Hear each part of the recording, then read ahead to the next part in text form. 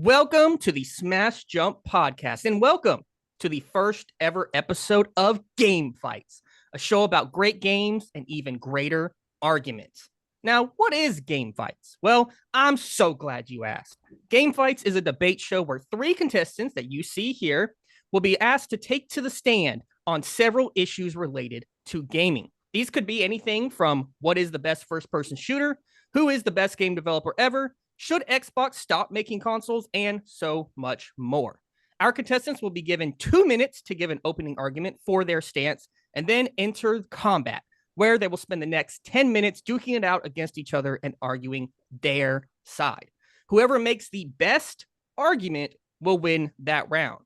The person who wins the most rounds at the end of 5 will be the victor. But who will be judging these arguments? Well, you're looking at them. I will be listening, evaluating, and moderating the debate, writing notes about each argument before declaring the winner after the time is up. The winner must be decided on arguments alone. No personal bias is allowed. So just because I agree with personally a stance does not mean that person will automatically win the points. You must make a solid argument. Everybody got that? Yes, sir. Yeah. All right. Yes. Any questions? No, all good. No. All No. right. Good. Quickly, before we get started, let's go ahead and introduce our contestants. We can start over here with Nicole.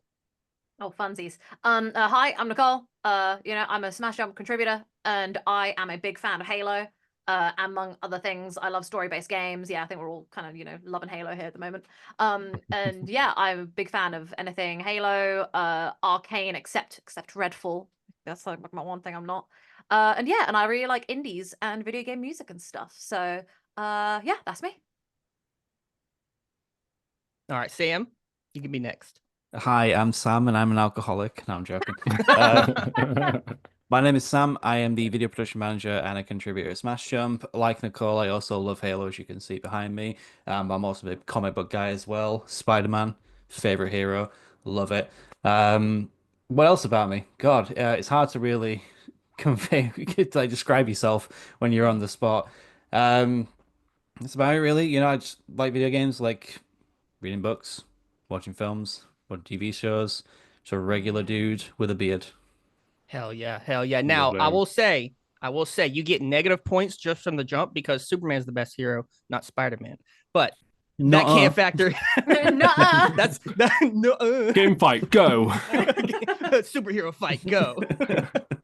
All right, Ben, what about you? Okay, yeah. So I'm Ben. I'll keep the flow going. I'm also a Smash Jump contributor, and I think I'm the token PlayStation guy today. I don't PlayStation dude have as well. Yes. Well, I don't have my Halo memorabilia out at the moment. Imagine a Master Chief just sitting on my hand here. Yeah, I also love story-based games, love RPGs, sci-fi stuff, big into strategy games, Warcraft franchise, superheroes, everything really. Big old stinking nerd here to duke it out. Hell yeah. Hell yeah. All right. Well, with that, contestants, are you ready? Let's do it. Yeah, let's do it. All right. Let the battle begin. Now, we were just all talking about Halo, and today is going to start off with a Halo question. Your first round. What is the best Halo game? I randomized the order, so the first opening is going to go to Ben. What is the best Halo game? This is the one that I actually prepared for. So, Are we allowed to the interrupt? best. Not the opening segment. You have 2 Good. minutes, Ben, all to Okay. yourself, and then we'll All move right. Okay. Okay. Best Halo game, in my opinion, is Halo 3 ODST. Oh, So, I've not played many Halo games since the end of the Bungie years. And those last 3 Bungie games, banger after banger after banger.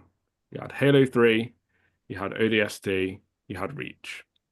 Halo 3 set a new standard for the franchise. It's iconic. It's that perfect hero fantasy that typifies the franchise.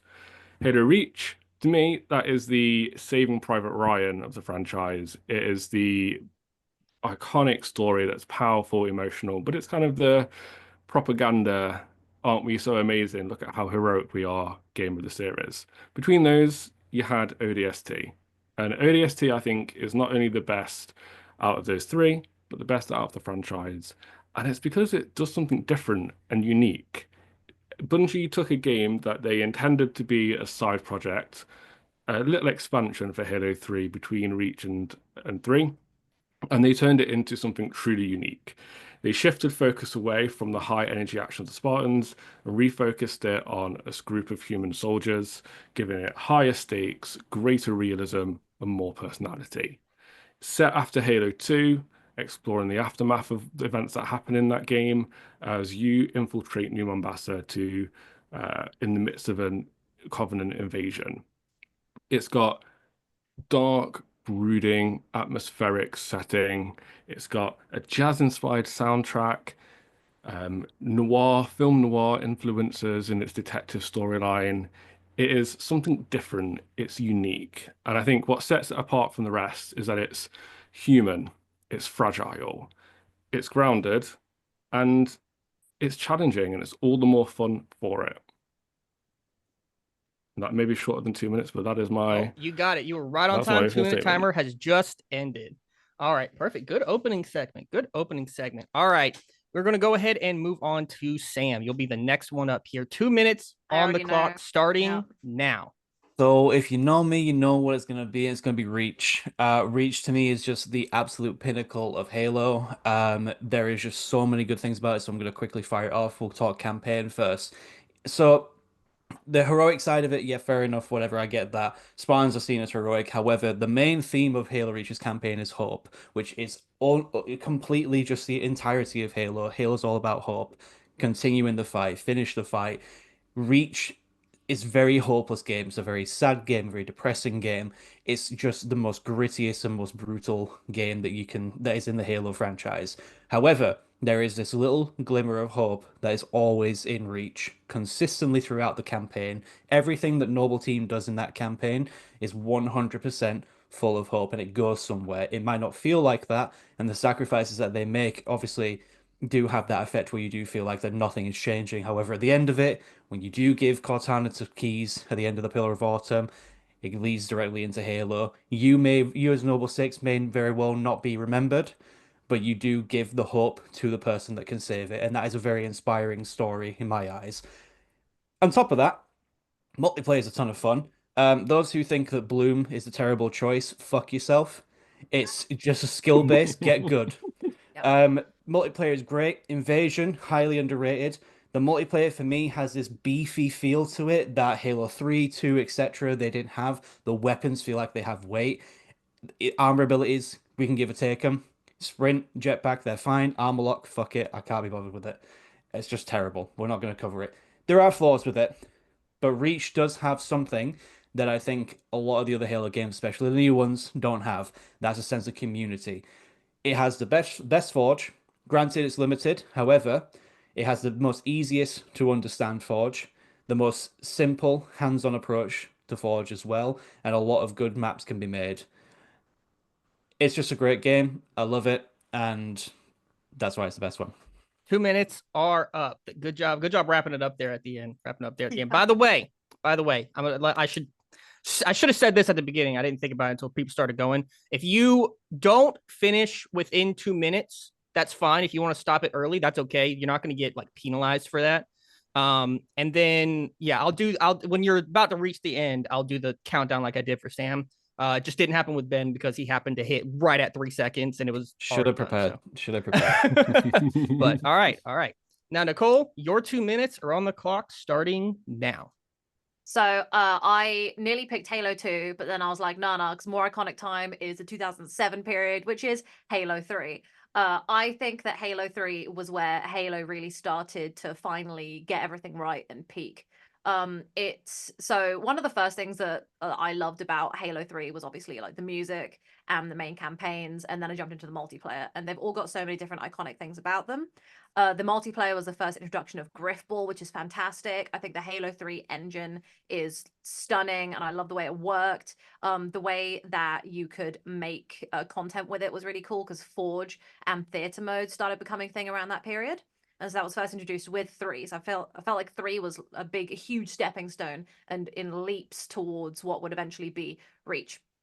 I want to thank Ben for helping me out with my point, because ODST is a banger and that uses the Halo 3 engine. So big win there on my part. So thanks for that, Ben. Yeah, and I think that in terms of the creativity and the community, it was so strong around Halo 3. Not only did everyone fuck your mum, but also Red versus Blue and other machinima stuff was coming out around that time. And I think that Red versus Blue in particular peaked around the time that Halo 3 was out and they were using that. So that was fantastic. I really thought that was, I think it was like a good few years of fantastic machinima right there. And it was one of the greatest times to be on YouTube witnessing content creation on there. Yeah, and I think that Halo 3 has some of the best level designs. We've got the Covenant. I think that's like the most fantastic culmination of the Halo saga and what the fight is really about. And multiplayer just slaps. It was the first introduction of Griffball, again, Red versus Blue, a community-made game technically. And creating levels and fucking around with your friends is huge funsies. So yeah, I think that Halo 3 slaps. Perfect. All right, we'll go ahead and end it there. You have 1 second and done. All right, awesome opening arguments, guys. It's really good. So, I checked this beforehand this episode, and I'm really glad that I did, but it happened to work out. All of you did pick these on your own independently as your choices. Nobody was asked to jump off. So these are all like straight from y'all's actual heart, your actual like picks for your best Halo game. So I'm very interested to see how this battle will play out as you guys go at each other's throats over it. So you have 10 minutes to argue back and forth with each other. Anybody can jump in at any time. It's kind of a free for all. There's no, oh, one person gets 1 minute here, one there. You got to just jump in and go at it and see how you land with your arguments. So that battle will begin with 10 minutes starting now. I'll just start off by saying you're both so predictable. I knew you was going to pick 3 and Reach. Yeah. I want to say that as well. When you said ODST, I was really pleasantly surprised. I was so expecting 2, because most people say 2, but 2 was quite broken at times. 2 not being picked here is kind of crazy. So I've got to hear some good arguments from you guys. Yeah. The only thing I like from Halo 2 is the banging Mjolnir mix of the theme. Oh, so good. Great. I've not even played Halo 2, but Halo 2 is a broken sack of shit, and I love it. That theme slaps. Broken sack of shit. Yeah. I'd say I was going to jump in actually and start the fight. So go ahead. Finish the fight. Let's go. I'm going to quickly dismantle the ODST. Now, ODST is fantastic, and it does definitely do a lot of things. It's the best, you're right. Yeah. Shut up.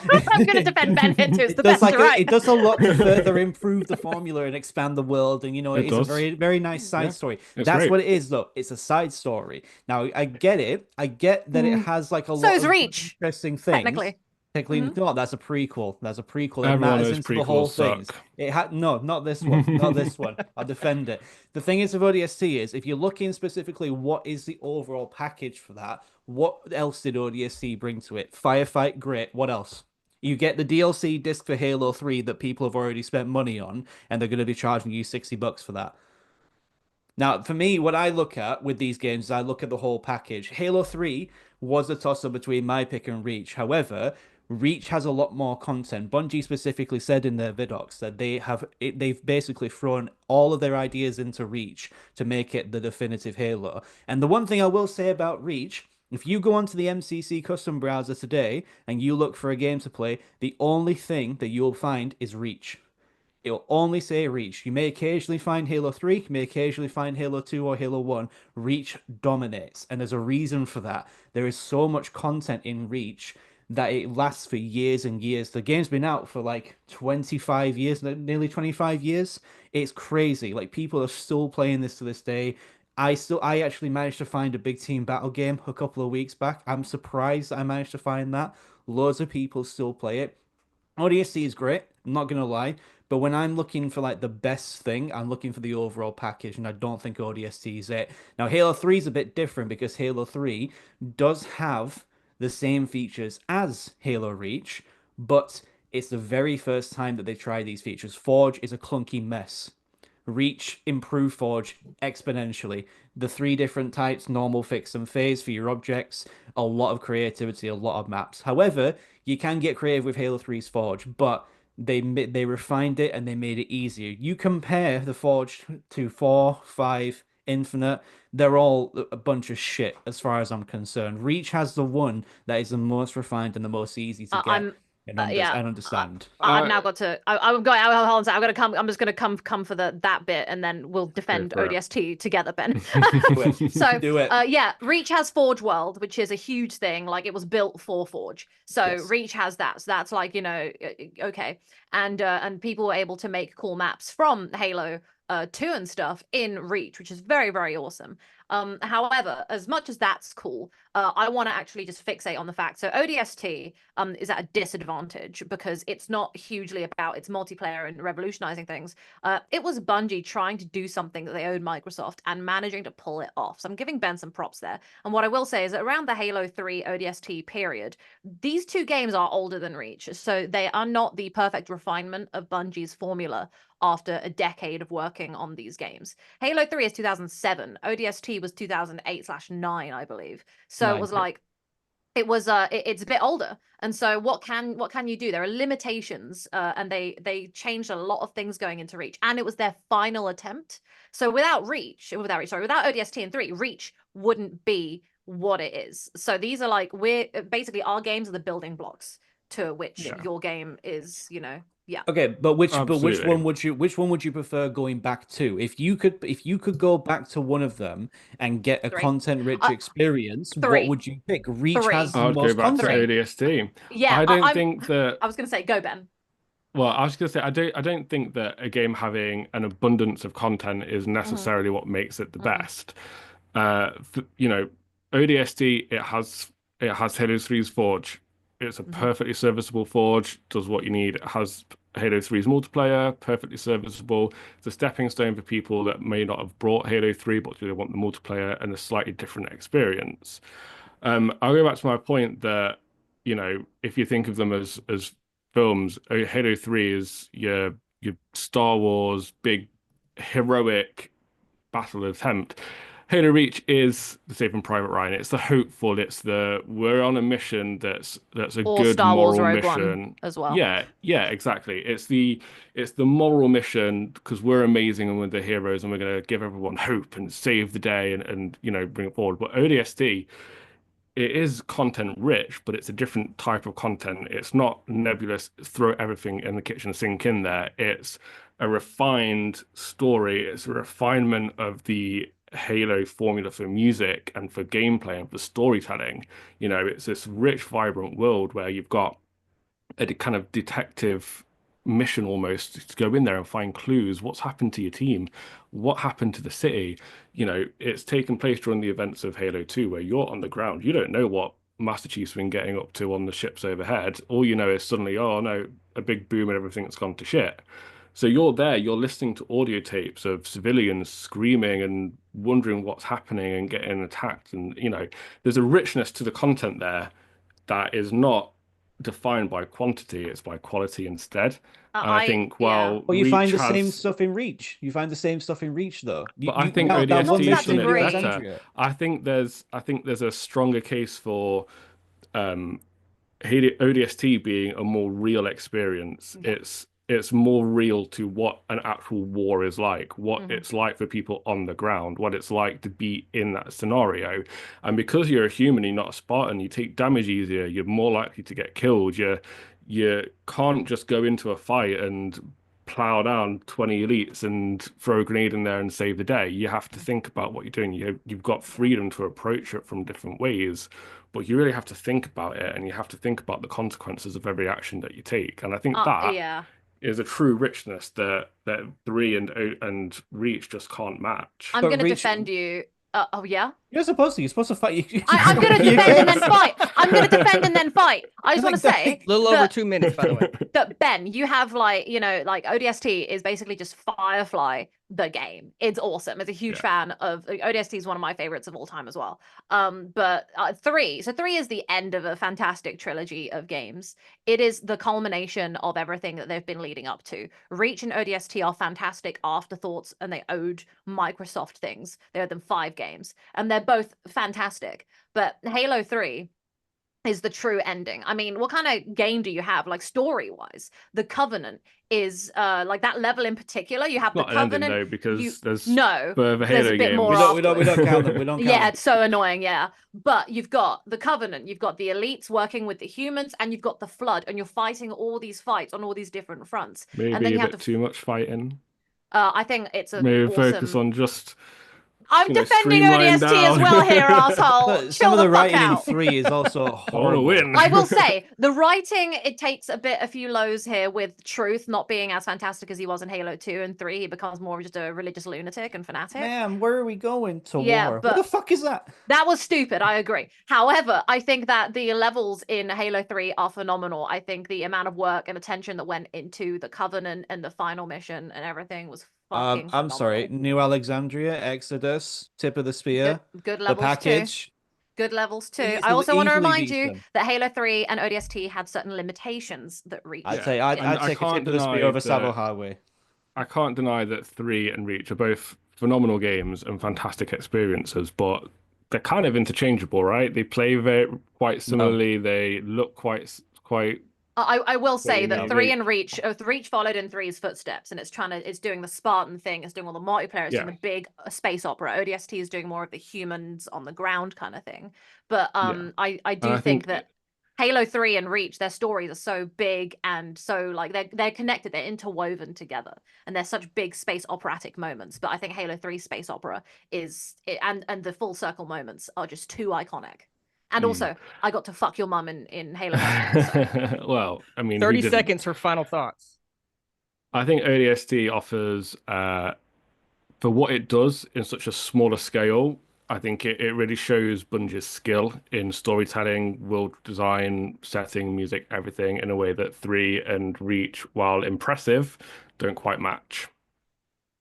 Reach is a content-rich game that has a story that is full of hope, that has elements of hope, but is also extremely hopeless at the same time, and that's the most inspiring one in the entire franchise. I'm going to wrap up my point and say that I think Halo 3 ODST and Halo Reach are two of my favorite games. I love them so much. And I feel quite basic for going for Halo 3, but I think as much as I love these two offshoots of Halo and showing how Bungie can spectacularly do these offshoots, 3 was just such an important stepping stone and finale. And I think everyone was playing 3 at that time. 2007 was just a fantastic period for gaming. It was a good time. Can we all good time. The piano for Halo 3 slaps.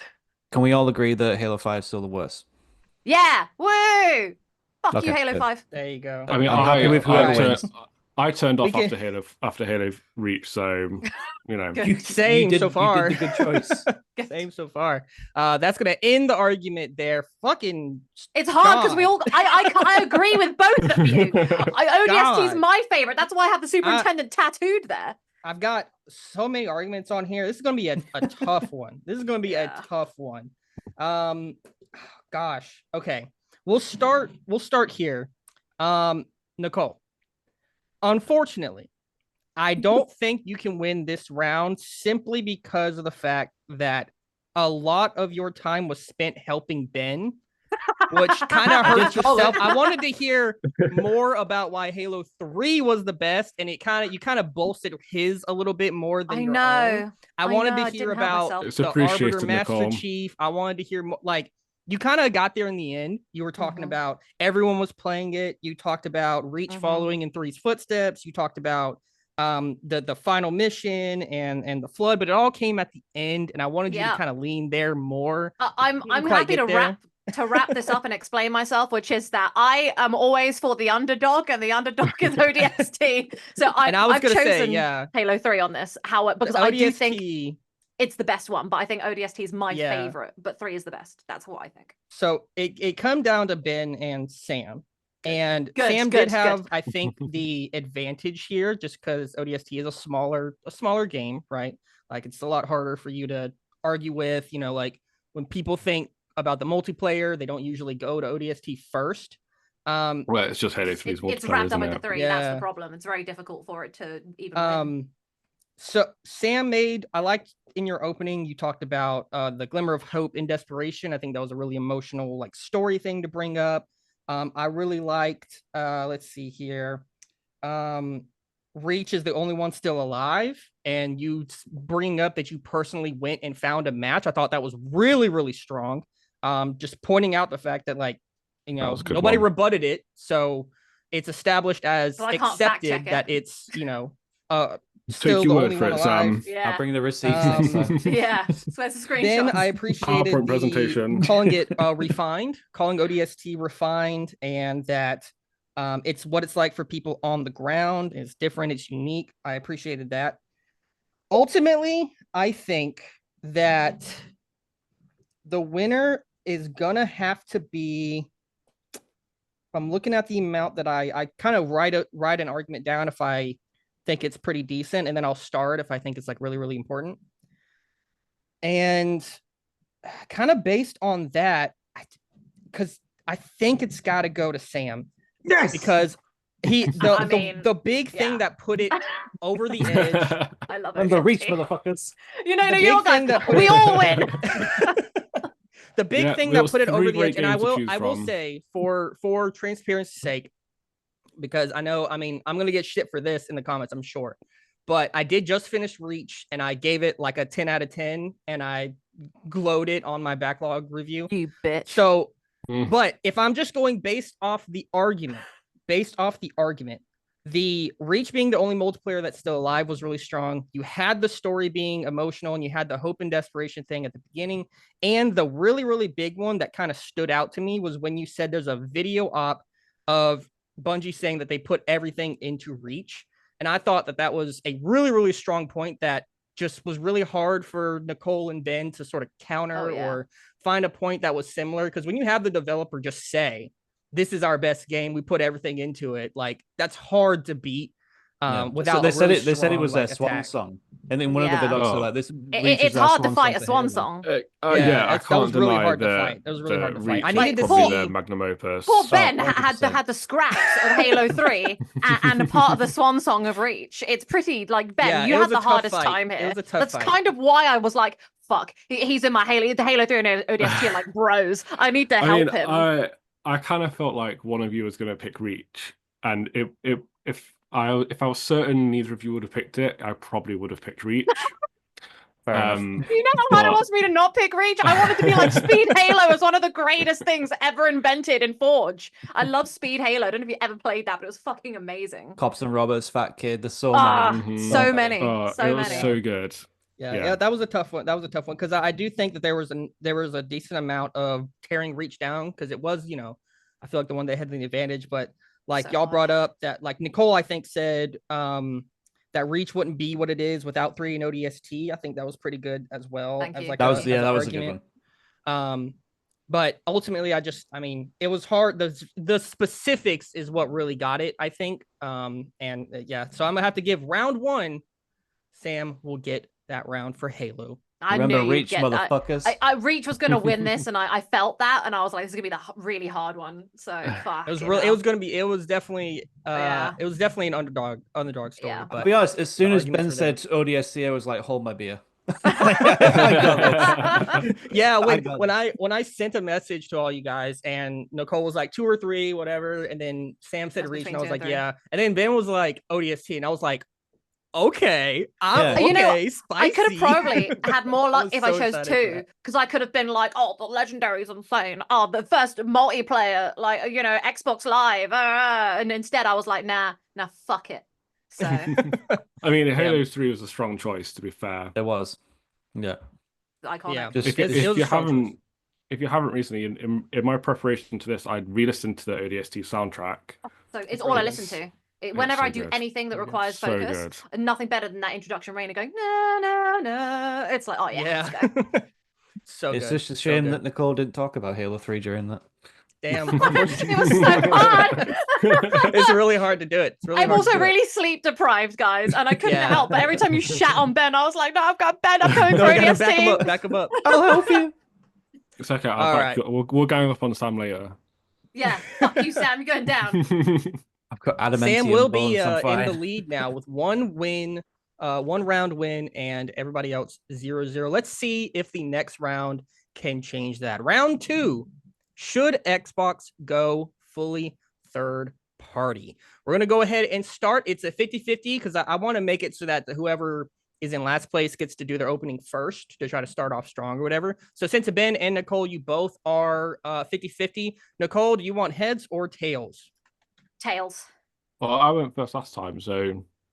Oh, makes fair sense. enough. That's true. That's a good. We've Well, won you the got tails coin anyway. toss. You got tails anyway. So Nicole, you get to start us off on what should Xbox go fully third party. 2 minutes on the clock. So I do want to preface this by saying that I initially said no to Ashton, but I could really go either way depending on my mood. So I'm just going to say that now. Now I'm actually going to start going for it. So no, sorry, I mean I said yes, and then I went no. Right. So it should not go fully third party because poor Xbox has been the little bitch of the gaming console generation for such a fucking long time. Okay. So the thing is, right, it lost the console war when Xbox One came out.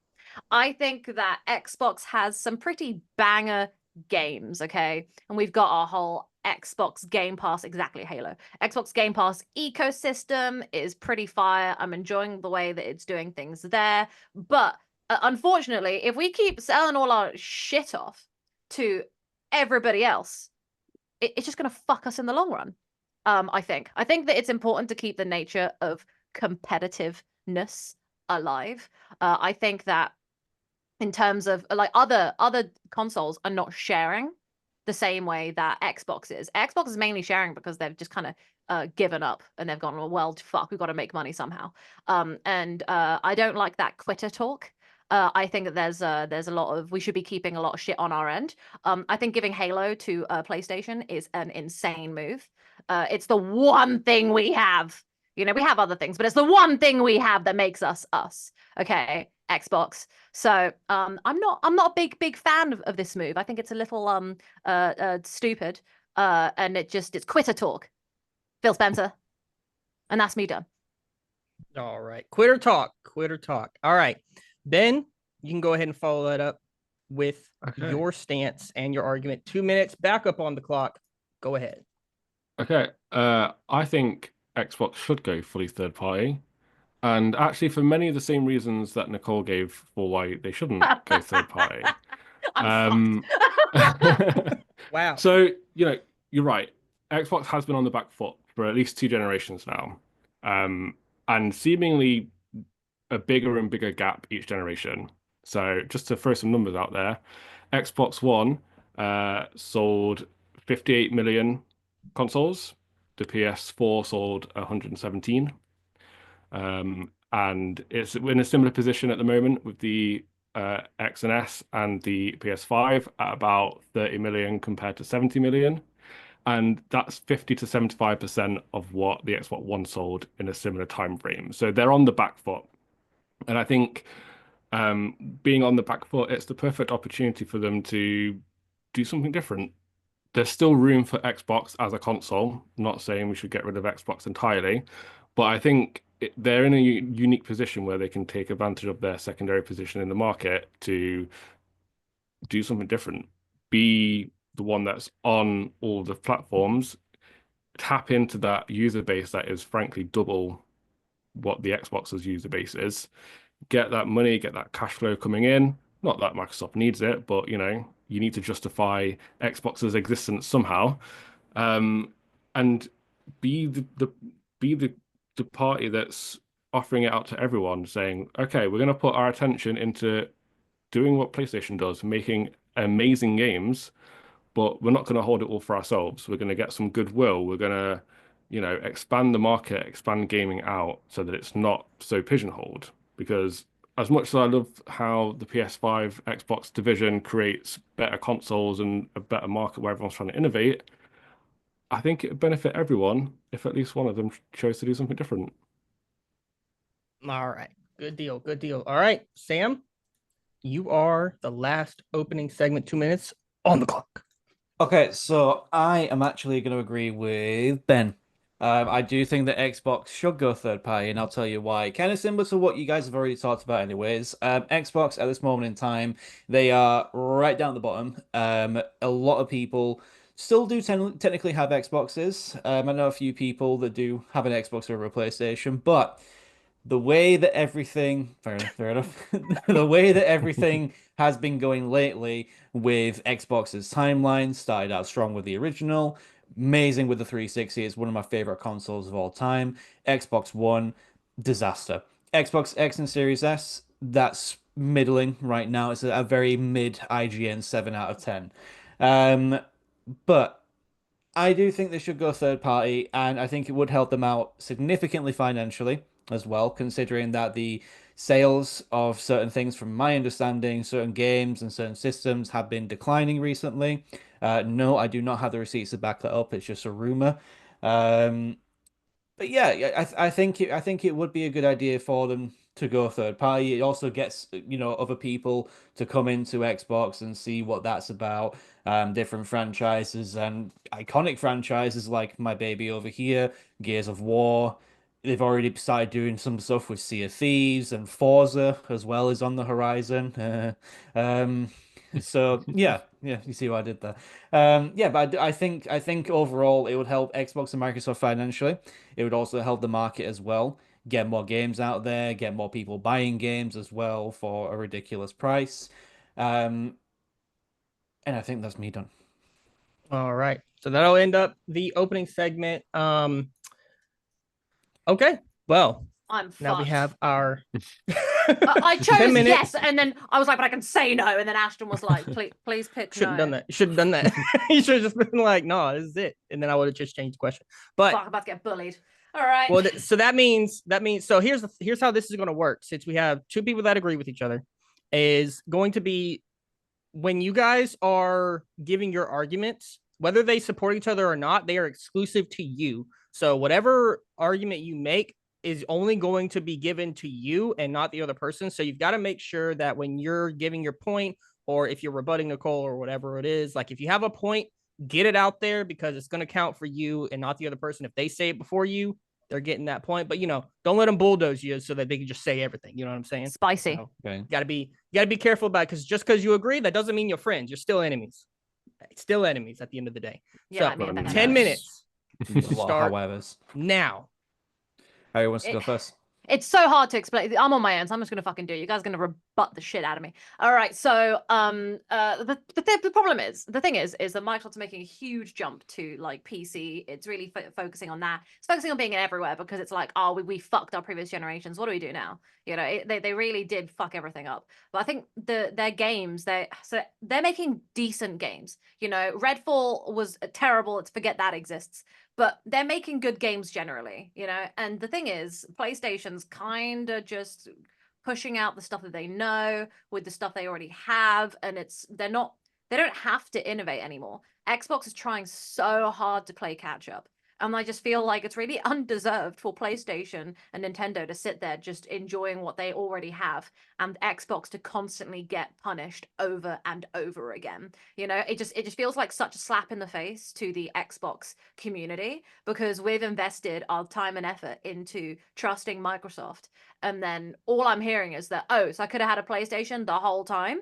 Are you going to just transfer all my shit over to PlayStation so I can, do that? Are we just giving up on it? It feels like they're just giving up on Xbox. We're about to kill a console generation, and Microsoft's going to become the new Steam. And I think that it's not good for the console marketplace. Nintendo versus PlayStation is not really much of a thing. Nintendo has its games, so like Zelda and Mario and stuff like that, while PlayStation has all the big single player story experiences, like all their stuff with Naughty Dog. While Xbox is trying to find a place to exist in there, because it used to exist in there. So Nintendo and PlayStation aren't really in direct competition with each other. They're completely different things, while Xbox is the only competition really for PlayStation. So it's like, what the fuck is like, we're monopolizing, PlayStation monopolizing the market on that kind of console gaming, essentially. And I just don't think it's very healthy in general for that. I'll give you that, Nicole. I don't want to see PlayStation completely dominating the market, but I don't think that Xbox going third party necessarily means they have to completely step out of the console market. I think there is still place for Xbox as a console manufacturer, but this is their opportunity to shift away from being Xbox versus PlayStation, two big beefy console powerhouses going head to head. Yeah. There's room for Xbox to get into the market in a new way, to innovate, to do something different. Maybe their console bridges the gap between PC and consoles in a way that the Steam box can't. Maybe they bridge the gap between the more casual friendly Nintendo and PlayStation in a way that PlayStation can't. But I think in order to do that, they need to go third party with their games at the very least. They need to put your Xbox on PlayStation because at the moment you're shooting yourself in the foot because two-thirds of the sales of consoles at the moment are PlayStation. You're missing out on such a huge audience for your games because you're not putting them out there to the audience that's there. Like I said in my opening statement, the X and S are underperforming compared to the Xbox One. The Xbox One only sold 58 million and the PS4 sold double, and the PS5 is already double over the X and S. So if they're going to miss out on, double their market in potential sales, they need to do something different. Don't Well, step out of the that's console market, but okay. So my argument here is simply that I don't know what other life Xbox Microsoft has in the gaming market. Steam's already cornered the market in its own way. A lot of people don't want to move over to Epic. They're staying with Steam. You got PlayStation and Nintendo, and then you got Xbox. Xbox has already lost the console war. It's not going to be able to do what Steam has been doing. It's trying to make a new place for itself in the market, and it's just not. It's always going to be last place in every single way. So them having these games and having a platform is the only thing they can do. I genuinely think if Xbox doesn't get its shit together and start like finding a way to make things work, then what they're gonna do is they're gonna just get like reabsorb themselves into the PC space, find a way to team up with Steam, and then that's it. Because they're like, I am not moving consoles unless they transfer my years of stuff over to PlayStation. So I'm gonna be punished for an eternity for never going with PlayStation back when the Xbox One and PS4 were coming out. And it's just so I just can't. It would make me so fucking angry. It's we need Xbox to remain in the space. Even as the losers, we need them to stay in the space. It's kind of reminding me of when like I think I watched a documentary on it. Bill Gates was monopolizing the market, so he ended up having to like fund other companies like Apple in order to like create competition because it was the monopolization was just too much. And so I just don't think it's healthy. Also, PlayStation for years has been getting away with upping their prices and their PlayStation 5 was coming out at like much more expensive price at the time, I believe, when they were announcing the new generation, and they just can because Xbox is a fucking joke. So fucking that's PlayStation do whatever it always, wants. I feel like that's always been the case with every generation. When the Xbox 360 was at the height of heights in that generation, and we switched to the PS4, Xbox One generation, they had a similar issue where, they felt untouchable and they had all these shitty practices, and that's what helped tank the Xbox One because they didn't want to do backwards compatibility. They had always online features and all of this stuff they felt they could get away with. But I agree. They need to keep in the console market, keep making consoles. But I think there's a different place for them, and they've got a real opportunity here to capture something different. They can keep PlayStation on their toes, but directly competing with them isn't working for them anymore. And I think to go third party and to bring those games out into a new space is only beneficial for us as consumers and us as gamers. Console wise, consoles is a completely different equation. I don't think that's relevant to Xbox as a third party, game developer and publisher. But I think it helps everyone. It helps drive new competition onto the PlayStation by having an influx of new genres and franchises that can compete with Sony's own first party games that have such a dominance because they are of such high quality and so well loved. And bringing similar Xbox titles like your Halos and your Forzas that again are generally so well made and so well loved, you know, that is new competition, and that's only going to push Sony's first party games to greater heights. It's only going to push those Xbox, what would be third party games, to greater heights. It's only going to push the market as a whole to up its quality to compete with these new franchises that are now on the system. And I think that's something that Xbox really needs to to look at doing to make sure it can compete in some way with the state of the consoles. Because the only reason people are ever going to go back to Xbox is if they have that quality there drawing them back in. But so few people have Xboxes compared to PlayStations now. How are they going to get that word out in a way that's going to get people to invest in it? I'm not going to buy an Xbox off the back of, oh, someone tells me that this game's really good, unless I've got that evidence to show that they can make those high quality games, because consoles are expensive. I want to get Sam in here real quick. Yeah, I was going to say, Sam, tear me a new one. I've just been silently listening to all the points. So, two things, right? Number one, they did this to themselves. I'm just going to say it. They did this to themselves. They shot themselves in the foot. TV. Exactly. They shot themselves in the foot consistently during the Xbox One reveal. They were, I agree with what Ben said. They were at the height of their power with the Xbox 360. Xbox One rolls around, they think, "Oh, I'm such hot shit. Come on, $500 for Xbox One. You know you want to play Justin Bieber on your Spotify on the Xbox One. You know you want to play it. You know you want to do it." That's all I did with it. No, no one gives a fuck about that. They wanted to see the games. They wanted to see what it was like. Name me one good Xbox One game. Halo MCC. Name me one good original Xbox One game. Exactly. There we go. Yeah. Where's Ori my and the bit? Blind Forest. Fuck Fair you. enough. Fair enough. One. You did one. That's Yeah. fine. Whatever. You answered my question. Fine. But my main thing is that when companies like this, like Sony did it back when the PS3 released, PS2, one of the I think it is the highest selling console of all time. They thought they were untouchable. They bumped up the price for the PS3, flopped. What have they done now for PS4? They reduced the price. They basically made fun of Microsoft for, all the stupid decisions. And now Microsoft is paying the price for it, and they have been doing for ages. Sony goes for the single player stuff. They know that their franchises sell. God of War, Horizon, Last of Us, Spider-Man, all those franchises sell. As soon as you hear new ones coming out, you're going to want to get them. The fact that they have taken their franchises like Halo, Gears of War, etc., and completely bastardized them, no one's going to want to play, no one's going to want to buy an Xbox to play another one of those games because of what has happened before in the past. Every single decision that they've made as a company in that Xbox One area, it's still affecting them to this day.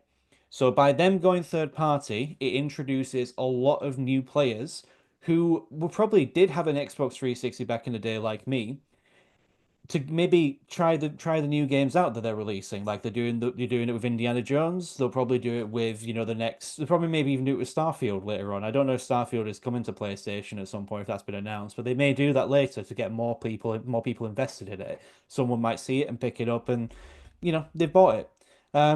One thing that Ben said, which I do agree with, is the PC market. They are targeting the PC market. The only thing that Sony does with the PC market is port their games to Steam in a really shit condition. And I'll call Sony out for that. They've done it so many times, and they're awful at it. Microsoft, then you're in the position Microsoft were in back in the day. Well, Microsoft, made PCs, so it's easy for them to obviously get the ports over to Steam. And I think that with that going forward, that would be the best way for them to go third party. I went into this knowing I would lose. I want that noted. And then when this is done, I want to add in two things that I would have said if I was on the opposing team. Well, let's not jump the gun too quick. All right, let's go ahead and get started with the judging here. So, obviously, the majority of the argument, like about what I would say 7-8 minutes of it was Nicole and Ben going back and forth.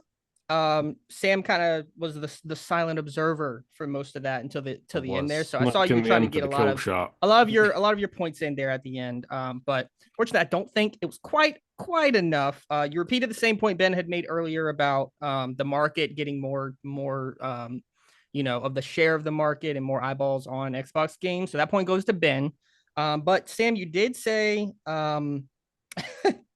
that you said you asked Nicole to give one good original. You said Xbox game. One. Yeah. You said Xbox One game. Yeah. Hold on. And she did it. She said Ori and the Blind Forest, and when we moved on, so she did answer the question. So I gave the point to Nicole for that one. I heard it got tough when it came to Nicole and Ben's stuff because Ben had the numbers in his opening statement. I like that. Kind of just sort further establishing. I like, have numbers that just don't work in my favor. On the back foot. Ben bringing up the idea that they can be different. They can be the one that's new, whatever. I already gave him a point for bringing in more people, but I heard a lot of what Nicole said, and I thought that a lot of it was actually pretty strong. And here's what I wrote down. So the first thing I wrote down was almost the first thing you said, Nicole, in your opening statement, which was competition and competition being good. And we talked this entire sort of segment about how Xbox got kind of a big head after the 360 and fucked up the Xbox One. And then Sam, at the end, you brought up PlayStation doing that with the PS2 to PS3. So it kind of felt like it evened out there and kind of just more like bolsters Nicole's argument of competition being good, because if Xbox wasn't there when the PS2 moved over to the 3, then what would it look like? Would Xbox we'd all be very poor. Nicole's emotional plea that it feels like a slap in the face and that you will feel punished if your data and history doesn't transfer over. I thought that was really strong because there is a big ecosystem now with Xbox, and if you've bought into that ecosystem your whole life, it feels kind of bad to just have it all, be changed because they're not selling as well. And then, I did put that I liked Ben saying that there's a bridging the gap thing, but one thing that I was missing from the Xbox should go full third-party side was a rebuttal of the competition argument and a more clearly defined reason why the third party would be better. Because I heard that they would sell more and their games would get, sold more, but that's not everything that goes into a console, right? Or goes into a game company like as big as Xbox. So I wanted to see a little bit more of that, like maybe lean into Xbox becoming more of a publisher to make better games and not worry about the other stuff or whatever. Nobody brought up the mobile rumors of the console I wanted that we're getting soon. I wanted to bring that up, but I'm not gonna lie. The Game Pass argument was scary. The problem with Game Pass as an argument is that, and this is me shooting myself in the foot, but luckily it's after the argument, is that if we sold stuff on PlayStation, that'd be great in terms of making money because Xbox has kind of hit a plateau. And a lot of games lose sales because everyone uses Game Pass. So that's it would help in that way. But again, it's just fuck you to the Xbox ecosystem kind of thing. I just want to play Halo on PlayStation. Fuck off. That's the one thing I have. Go away. I just want to play on PlayStation. Fuck you. So the one thing that Nicole didn't do that I wanted her to do was when y'all were talking about, it goes back to the whole them getting big heads, Sony and Xbox getting big heads. I wanted Nicole to kind of clap back with something about how the 360 was so beloved and stuff, and how why can't Xbox get back there?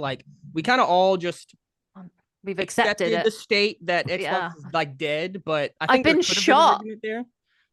I've been punished too much as a consumer of Microsoft. I haloed too close to the sun. I should have just cut my losses. The rings were activated. Yeah, I should have jumped back in 2013, but I'm a stupid bitch, and my dad was also just pro Xbox, so pro American. But I think for this round, I do think I'm going to give it to Nicole here for the emotional plea of slapping in the face, console competition, feeling punished, and then clapping back against Sam whenever he asked you to name an original Xbox One game that was good, and you gave up. You gave Ori, so that worked. It's impressive that you named one. I've also got fucking Sea of Thieves. You didn't say two. You said one. I've got Sea of Thieves, so It was dangerous there. If you hadn't done that, you probably would have just lost because you were quiet for a while, but then you got one, and I was like, okay, she got there. I mean, I said Halo MCC, but it's just a remake, so I was like, sorry, remaster. I think that's what we're gonna do. I don't think I've like it. I do agree with Ben and Sam. I do think that it's that kind of Xbox has got to cut its losses, but I don't want. But I do. I'm in the middle because I don't want to get fucked as an Xbox consumer. So it's really hard. I agree in that sense as well. There was a level I of you guys were talking, and I was like, I just don't. I know. I agree in that sense as well. I don't want to see that competition go away and that drive to push Sony get better. But I think there is a cutoff point where you've got to say what we're doing is not working. I want Phil Spencer to just be like, guys, we're selling all our assets to Sony, and then being like, and then be like, all your gamer score is now going to be moved over and become trophies, and then I'll be like, yeah, all my 100%, yay, platinums, here we go. So that'd be nice. Yeah, I think. I think Nicole kind of started the argument thinking that she was just lost from the start, but I think based on the arguments given, like I think it was more than sufficient to win the round.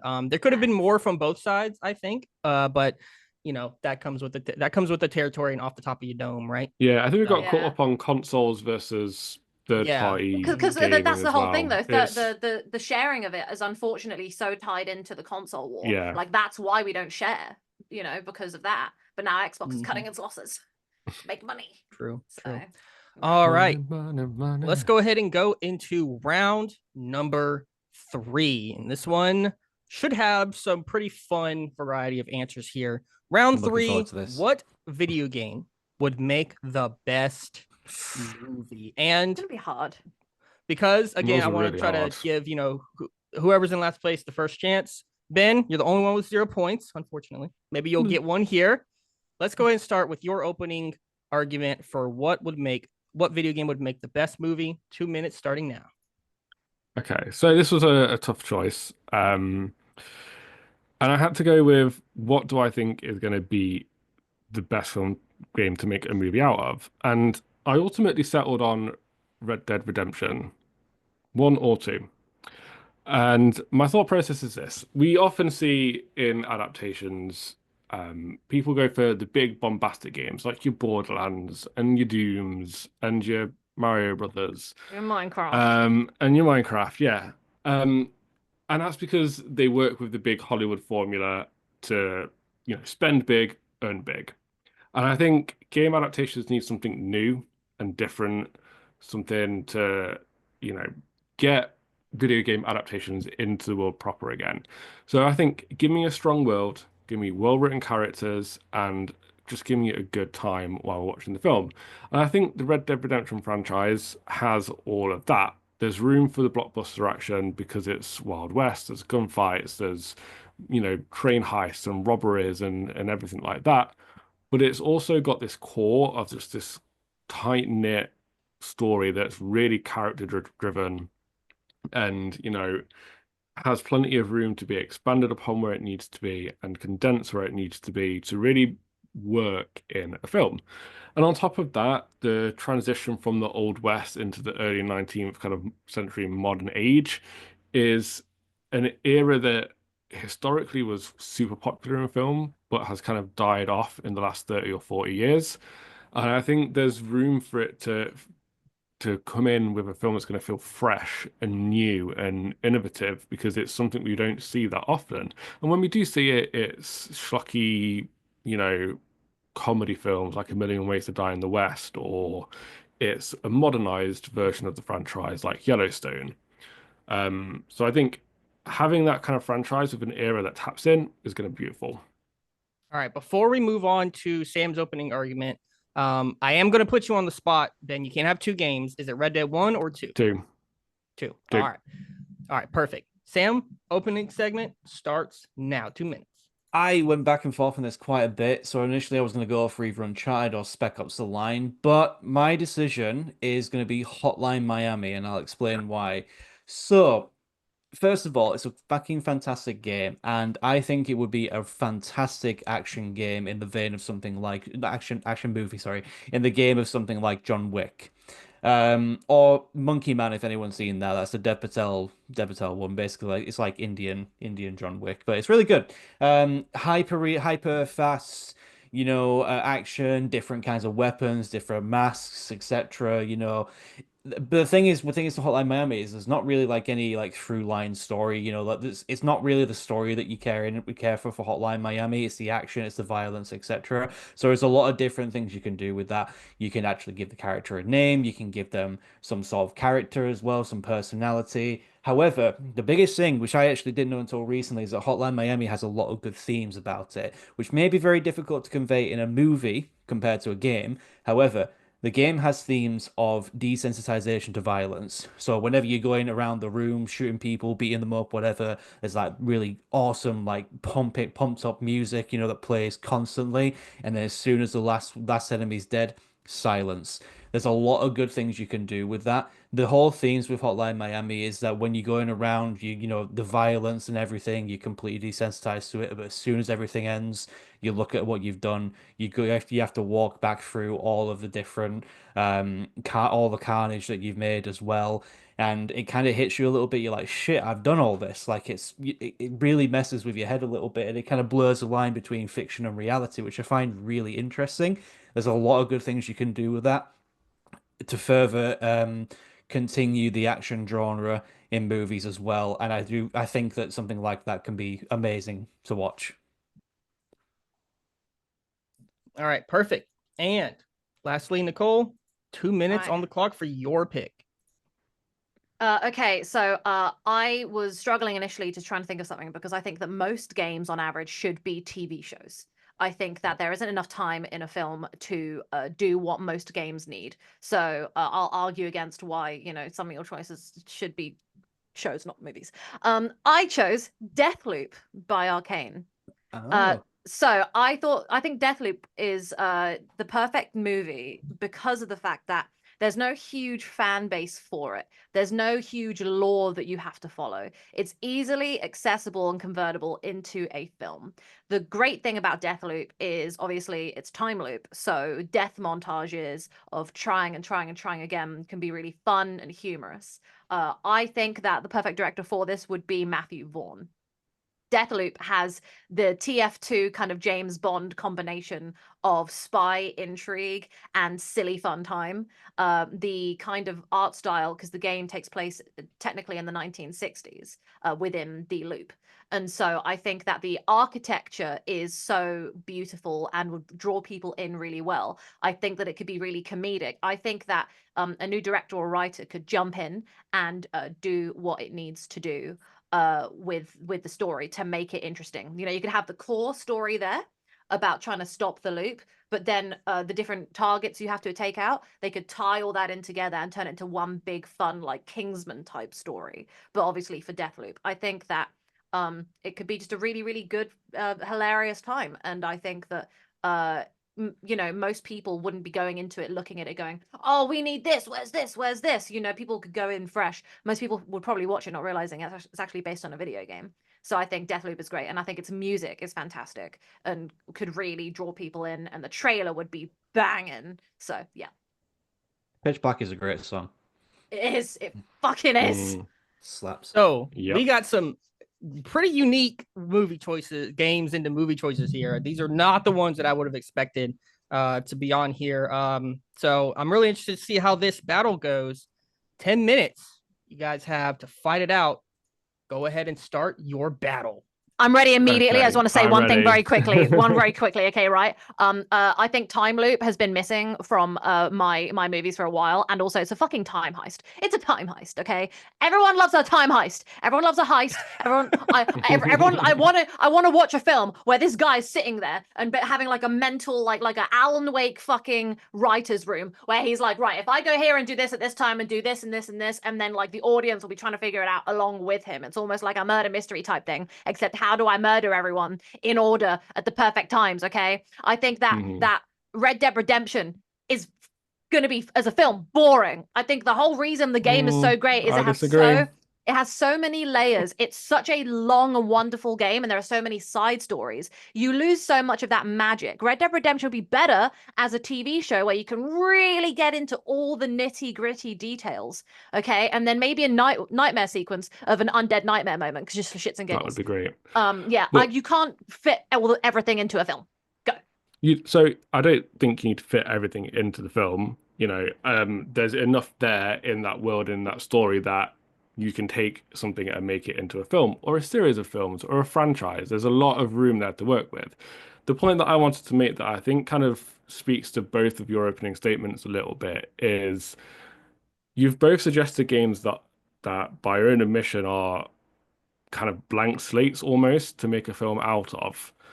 But what really is there then to make that a film based on your game? Deathloop, from what you've described, there's not a Great lot game. of lore in there Great to game. There's build great out lore. of. There's great lore and it's a great game. There's just You said there's yeah, not but yeah, a lot but of lore there. yeah, no, So no. what are There's you not making a enough. film There's out not. of? It's not like fucking Halo or Red Dead where it takes you like 300 hours to get both the games done. Is my point. Deathloop is a Yeah. relatively So quick game you've compared to Red Dead. But what sets it out as Deathloop as opposed to just Looper with a, slap a paint on it? The It's the world, the exact same characters, premise. Yeah, the it, style of it And the as same well. thing for The Hotline style. Miami. You said there's no character name, there's Okay, no okay, premise. no, It's okay, themes and no, everything like that. no, So Ben. is that I'm- not just John Wick with a 80s, How dare you? coat No. of paint on it? How Let's dare go. you. Ahead, let's No, go. Let's get Sam first. Yeah. Because Nicole's already talked a little Yeah. bit. Sam rebut Okay. first, Like and I've then dropped we'll a move little back bomb over. in this We'll at the move back over. moment. Because So- Ben Sorry, just guys. Ben just Go, does like Sam. a double Go, swing Sam. at both of you. So no, I think you're incorrect, and I do agree with in some points with what you both said. But the reason why I picked Hotline Miami is largely because there is a lot you can do with it. Just because that there is no story in the game, or there's nothing that people normally draw to it with the story or the narrative, it doesn't mean that people aren't going to come and see it. There are still recognizable things in Hotline Miami, such as the masks, such as the style of it, such as the colors and the music and the vibes that it gives as well. Just because that it doesn't have a couple of guys talking or like a couple of emotional scenes in the game doesn't mean that people who are fans of Hotline Miami are not going to come and see it. Plus, on top of that as well, people like action films. It's just a 2 hour film where you can just sit down, you can watch a bunch of people fight. There is sometimes a story there as well. I'm on the action film team too. The Yeah. reason why I picked Hotline Miami though is down to the themes. There is Yeah. a lot of good things that you need to do with a story, and the main thing with stories, instead of just telling a plot, is to also give it a meaning as well. Why does this story need to be told? What sets it apart from the other stories in the same kind of genre?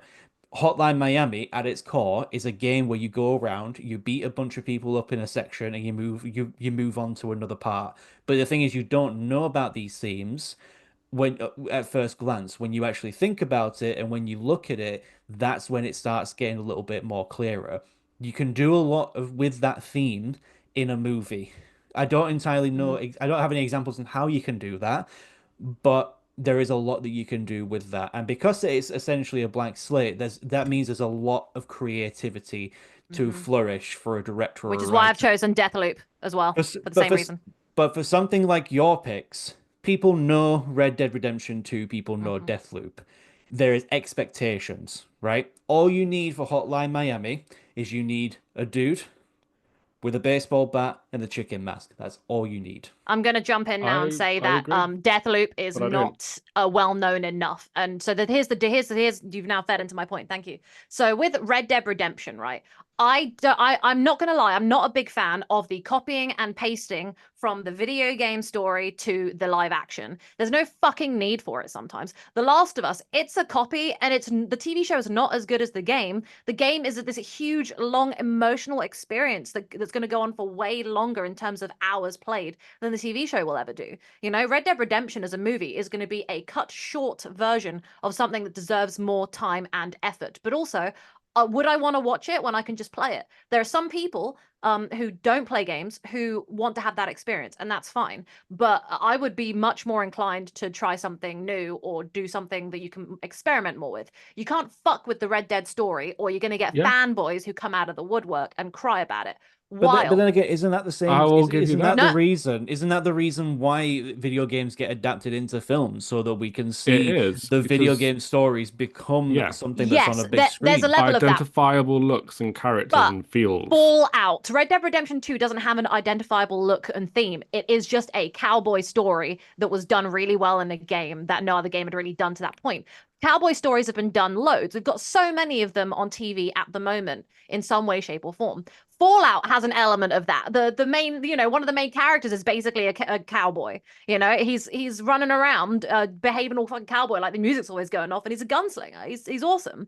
But the thing is, the Fallout TV show takes the Fallout world we already know. Instead of copying and pasting it sprinkles in the stuff we do have to give the fanboys what they want, and then it gives us something new so that people can enjoy that, and gives people who aren't already fans that experience. The reason I chose Deathloop is because of the fact that Arcane makes really great games that are often quite heisty. You've got murder targets, have some fun with it, and because Deathloop is not as well known as like Dishonored, if not I would have like picked that, or something else. Deathloop has so much fun that can be had with it. The story is there, but there's so much space to fill in the blanks, because the beginning and the end start and end within the loop. And I think that's the same for Red Dead Redemption 2. I don't think, like you say with Fallout, two games, mate. A game adaptation doesn't have to be a direct copy of the game. But what if they change something important? Well, there's so much room around the actual plot of the game to work with. You've got all this time before the game and between the two games where the characters and how are you going to put that into a used. 2-hour movie, Ben? How are you going to do two full games? You can do several hundred hours. Small stories can be told in the world. So you don't have to do a full 100-hour so story we to have tell 2 a hours? Story. Yeah, you can tell a 2-hour story within the Red Dead Redemption universe. The thing that sets it apart is obviously the Western theming, which there may be more on television at the moment, but it is a dead genre. Western is considered a dead genre in Hollywood movie making. Absolutely not. I've got 3 Yellowstone TV shows that I have been watching. Yellowstone as a TV show, sure. Hollywood movies, Kevin Costner's last movie that he did as a Yellowstone. It bombed. No one went to see it because no one gives a fuck about Hollywood movie. No one gives a fuck about cowboy Western films anymore when you can watch a TV show that's like hundreds of hours. But people give a fuck about Red Dead Redemption. You've got characters that are identifiable and people have a connection with that you can tell a new story in that same world with, the separating thing being the satirical elements that GTA, Rockstar Games, Red Dead Redemption are known for that elevates it to a higher level. You can also argue, again, you're saying that there's no new story to be told there because you got the Red Dead Redemption story. You can argue really that every story, well, there's time between and before the story is taking place. Again, you're going to put that into a 2-hour movie? Yeah. A 2-hour thing can happen in the space of a game. So you don't have to have a full game's worth, but at least there's recognizable characters that people care about and want to see. I don't know anyone from Deathloop. Like you say, not many people played it. Why? Need to rely. Where is the interest to play? Where is the interest to see that film when it's not? Who's going to want to go see it? You need to rely on pre-existing characters to make something good. This is why I picked Hotline Miami. Here's the issue: you do need to rely on new and interesting characters. How do you think most movies came about? Oh yeah. Do you want us to just regurgitate the same shit over and over again with no creativity and nothing new? Sure. I mean, you can argue that in the monomyth of storytelling, there is no new creative ideas and everything is regurgitated. So I'm okay with that. I've accepted, narrative and storytelling's place in the world. Things aren't often unique. Franchises in Hollywood are so big at the moment because it's so expensive to make even a small film. You have to be able to make your money back. You're not going to be able to do that with Deathloop. That's a high concept movie in the first place. They never do particularly well. Doesn't have recognizable name to it or characters doesn't need to. That's what helps it. But it does though, because that doesn't help it, because that is a film that is destined to bomb. Because it's not got the draw for people to come into the cinema. No. When was the last time a unique film like that actually did well? Sam hasn't spoken for a while. Go, Sam. What I was going to say is I think both of you have really good points, but at the same time, this is why I picked Hotline Miami, because when you've got something as big as Red Dead, there's a lot of expectations with it. If there is no Arthur, no Dutch, no John Marston, people probably won't care that much. Yep. But at the same time, I agree with kind of what Nicole said, where there is a lot of room for creativity with something like Hotline Miami. Hotline Miami doesn't have anything tied to it apart from a dude in a jacket with a baseball bat and a mask. That's it. There is so much story that you can build on that. There is so much world building that you can build with that. And like I mentioned about the themes earlier as well, you can include these themes into it to make it different from other films in the But what? action genre. But I got one more what thing to say. separates Hotline Hold Miami? on, Ben. Hold on. I just want to say as well, because I feel like I'm going to lose this one if I don't say this. I got to remind you guys that Arcane is under the Bethesda umbrella, and the Bethesda umbrella includes Fallout. So they could use their advertising and their good pre-existing relationship with Amazon and the success of Fallout to push Deathloop successfully. If They you need can to do, but rely why on would they success do of that? Fallout, it's not a strong contender by itself, is it? Deathloop. Well, hey, it's not just about that though, because if you think about it, Red Dead Redemption 2, people wouldn't may not have been interested in Red Dead Redemption 2 if there was not a first one. You know, if it didn't have GTA sitting there helping the Rockstar's little coattails, hanging off the coattails of GTA, Red Dead wouldn't be as banger. Let me ask a Well- clarifying question. Hi, 'cause Ashton. You're all right. I Sorry, I heard forgot you were here for a second. clarifying question. Nicole, are you arguing that that Xbox could use Deathloop to push that IP more? Is that what you were saying? I'm saying that Xbox could use the Bethesda brand and Fallout to push the Deathloop IP a bit more, Gotcha. and Okay. then reawaken love for Arcane in the long run as well, which is a company under the Bethesda umbrella that also deserves it. Rockstar So is it needs help to survive by itself. It doesn't need help to survive. I'm saying it's something it deserves it. While Rockstar is had its dick sucked for the last 20 years and it won't stop with its success. It doesn't need as much help. You've got underdogs like Deathloop, and you've got It's a underdogs strong like game Miami. by itself. It's a strong contender by itself to perform well as a game adaptation.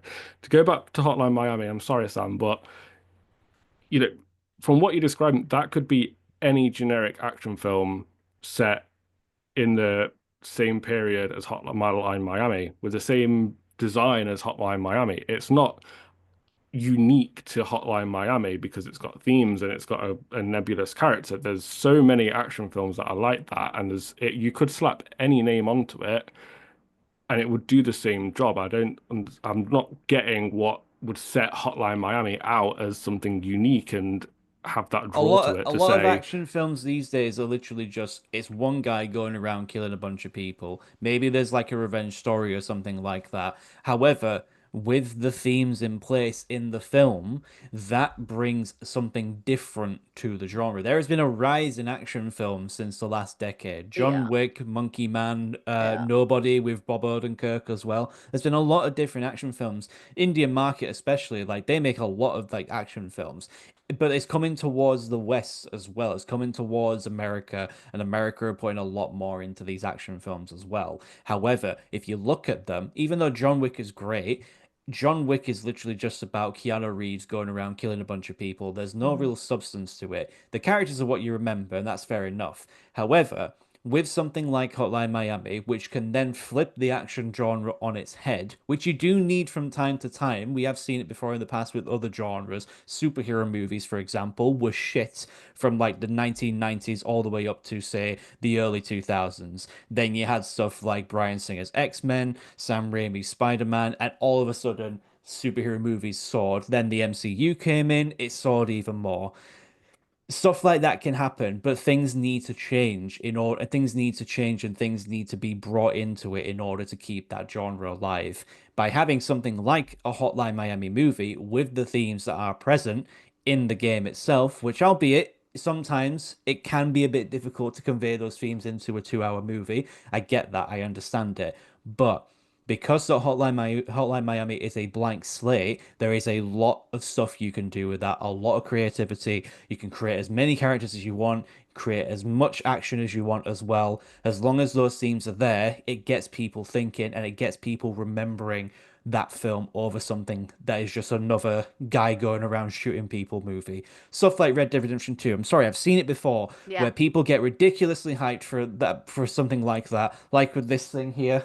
I was really hyped for that, and that disappointed me because Yeah. it was just so different, and they started doing things Too much that were hype so into it. far removed from it. Yeah, Mhm. Deathloop. Deathloop's a bit of a weird one. Like I get why you'd say something. You'd have that as your pick. I understand it. From what you did say earlier though about like having Fallout, Microsoft basically pushing that. I do kind of agree with Ben, where it's like you do have to rely on the success of other franchises within that umbrella. Well, then basically what push I'm it. going to say to counter that is also it's not even just that though. It's whenever you sit there and you're like, oh, from the director of this, from the director of this, you know, it's like if they just pull the same kind of team and marketing that they did for that, if Amazon were to put their stuff into it and do that, oh yeah, from the company that gives you 1 day shipping, which is really funny, you know, it's just those little things. Deathloop is quite a comical story. Also, I'm gonna let everyone on a little spoiler here. You find out quite early on, but Deathloop is actually the story of a father and daughter that are killing themselves over and over and over again. That is, that's such a fun and complex relationship to dive into and try to understand why. So there's so much depth in there that you don't really get to fully explore in the game. So the movie has so much room to grow, and because it's a time loop story, you don't want a TV show that's going to go on forever and do that forever. You know, it's not a good TV show. It's a good movie because it's something to enjoy for 2 hours. Well, that's a very hard sell. Bam. Okay. Ashton, there's no way Wow. that was 10 minutes. No, Like, you that was let us go. You let us go on longer. It was juicy. It was spicy. So I wanted to give y'all a little bit extra time. This one's gonna be interesting. I'm sorry, this guys. I is the really wanted to diciest. win one. I was like, I'm gonna go in hard. Then you on win hard. something. No, that's fine. I could tell. I was like, "Fuck you, Ben." I was like, I felt like I was the middle one. I felt like you chose the hot one. You chose the like no one, and I was choosing the. As I was like, it was "Fuck, very I'm having the like, hardest yeah. job." It was interesting having these arguments because Nicole had sort of a middle ground. Like Ben had the well-known established IP that is known worldwide. Sam had the blank slate that indie, not as well known, and then Nicole had sort of like in the middle where it's got like it's got some story stuff to it, but it's not it's really all over the place. So it's really hard to pick a winner here. I want all 3 of these. Yeah, I think all three. Yeah, all 3 of I'm Me sorry, too, actually. I want Red Dead as a TV show. Absolutely, yeah. Deathloop sounds like a banger of a film. I'd be all the on violence. It's just Kingsman with time travel. Yeah, you were describing it. I'm like, I mean, I've got to go to that. Sounds fucking sick. Kingsman with time that's travel. the kind of film that I would freaking love. But I'm like, okay, but does that work for an actual modern audience? I feel like they could make it work. I feel like they could. Man. But and Tenet was great. Matthew Vaughn's my favorite director, other than Rian Johnson. So yeah. Oh, and Ridley Scott. I forgot to say something actually, which I'll just quickly say. Hotline Miami movie directed by Edgar Wright. Yeah, I can see that. Okay, That'd be. But you not count in the story. You don't have to count. You don't have to count. I completely forgot. Jury, to say strike that. it from the record. All right, so here's what I'll say. It was really tough, Ben. I really appreciate you going really, really hard on this. You made some really strong points. You kind of went after both of their picks.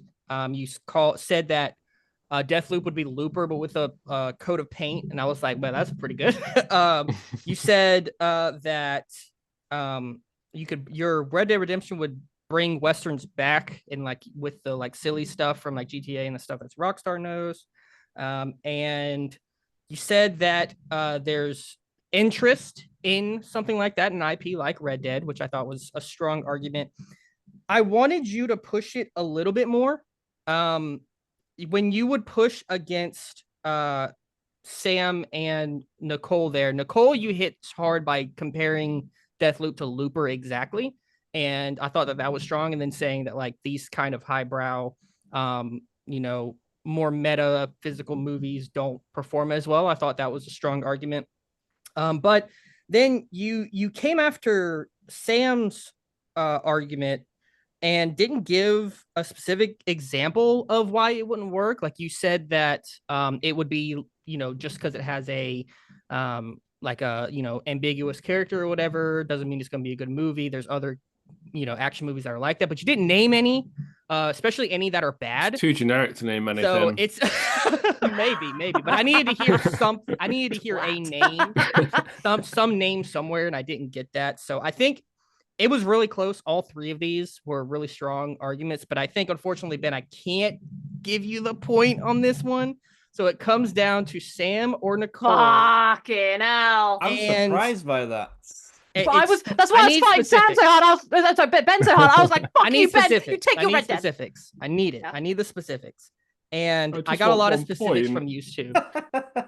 You might get it. You might still get it. You never know.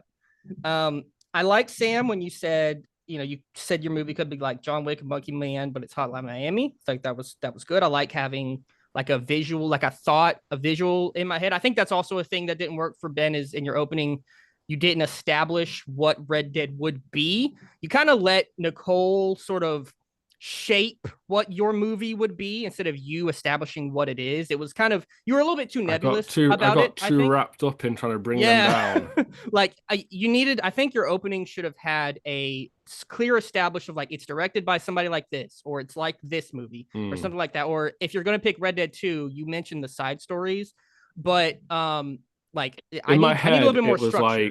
In my head, it was like Rockstar does the good, the bad, and the ugly. Oh, see, you should have said that. That would have been great. That would have been a great point. Sorry, Ben. And then Nicole, you said yours would be like directed by Matthew Vaughn. I thought that was a good pickup there. Nicole, you also said that as a counter to everybody's point, really, was would you want to watch it? You were starting to bring up Last of Us and the game just being the same as the movie, back and forth and stuff like that. You brought up Fallout being different and why it was so good. Thought that was really strong against Ben's point. And then Sam, you said that the market is there. You said a lot like the action movies are like kind of in a higher on the rise right now. We all picked action type movies. We're a bit like we kind of fucked ourselves, but it's games. Sam was very like he zeroed in on the John Wick Monkey Man thing. And I think that's where I said TF2 spy Kingsman stuff, 1960s. That is true. You did say that. Sam also went for, and I mentioned the soundtrack as well. I want that noted in case you didn't write that down. True, you did mention the soundtrack. I feel like all of these kind of have just good soundtracks to put in their respective movies, so it's kind of like a moot point. Sam bringing up it flips the genre on its head. I thought was really strong. But then Nicole said that Deathloop has more depth to explore and gave the specific example of Deathloop being a father and daughter story. And I think that was a really strong argument coming right off the back of Sam talking about Hotline Miami being a pretty much completely blank slate. Taking everything together into one thing, I think Nicole had the strongest sort of maybe her game had sort of an advantage here because of that, but being able to bring up the fact that you could take a IP like Deathloop, use the Xbox branding, use the Bethesda branding to boost it up, and then it already has a story that it didn't get to capitalize in the game that you could then expand on in the show and not just make things up completely from scratch. I thought was really, really strong because, as Ben said, there needs to be interest. And people who play the games are still going to want to watch the movie. And so if it's like, if there's not enough to work with, then it makes sense that you would pick something like Deathloop because there's at least a little bit there that's not, like Nicole said, Red Dead's already a super detailed story.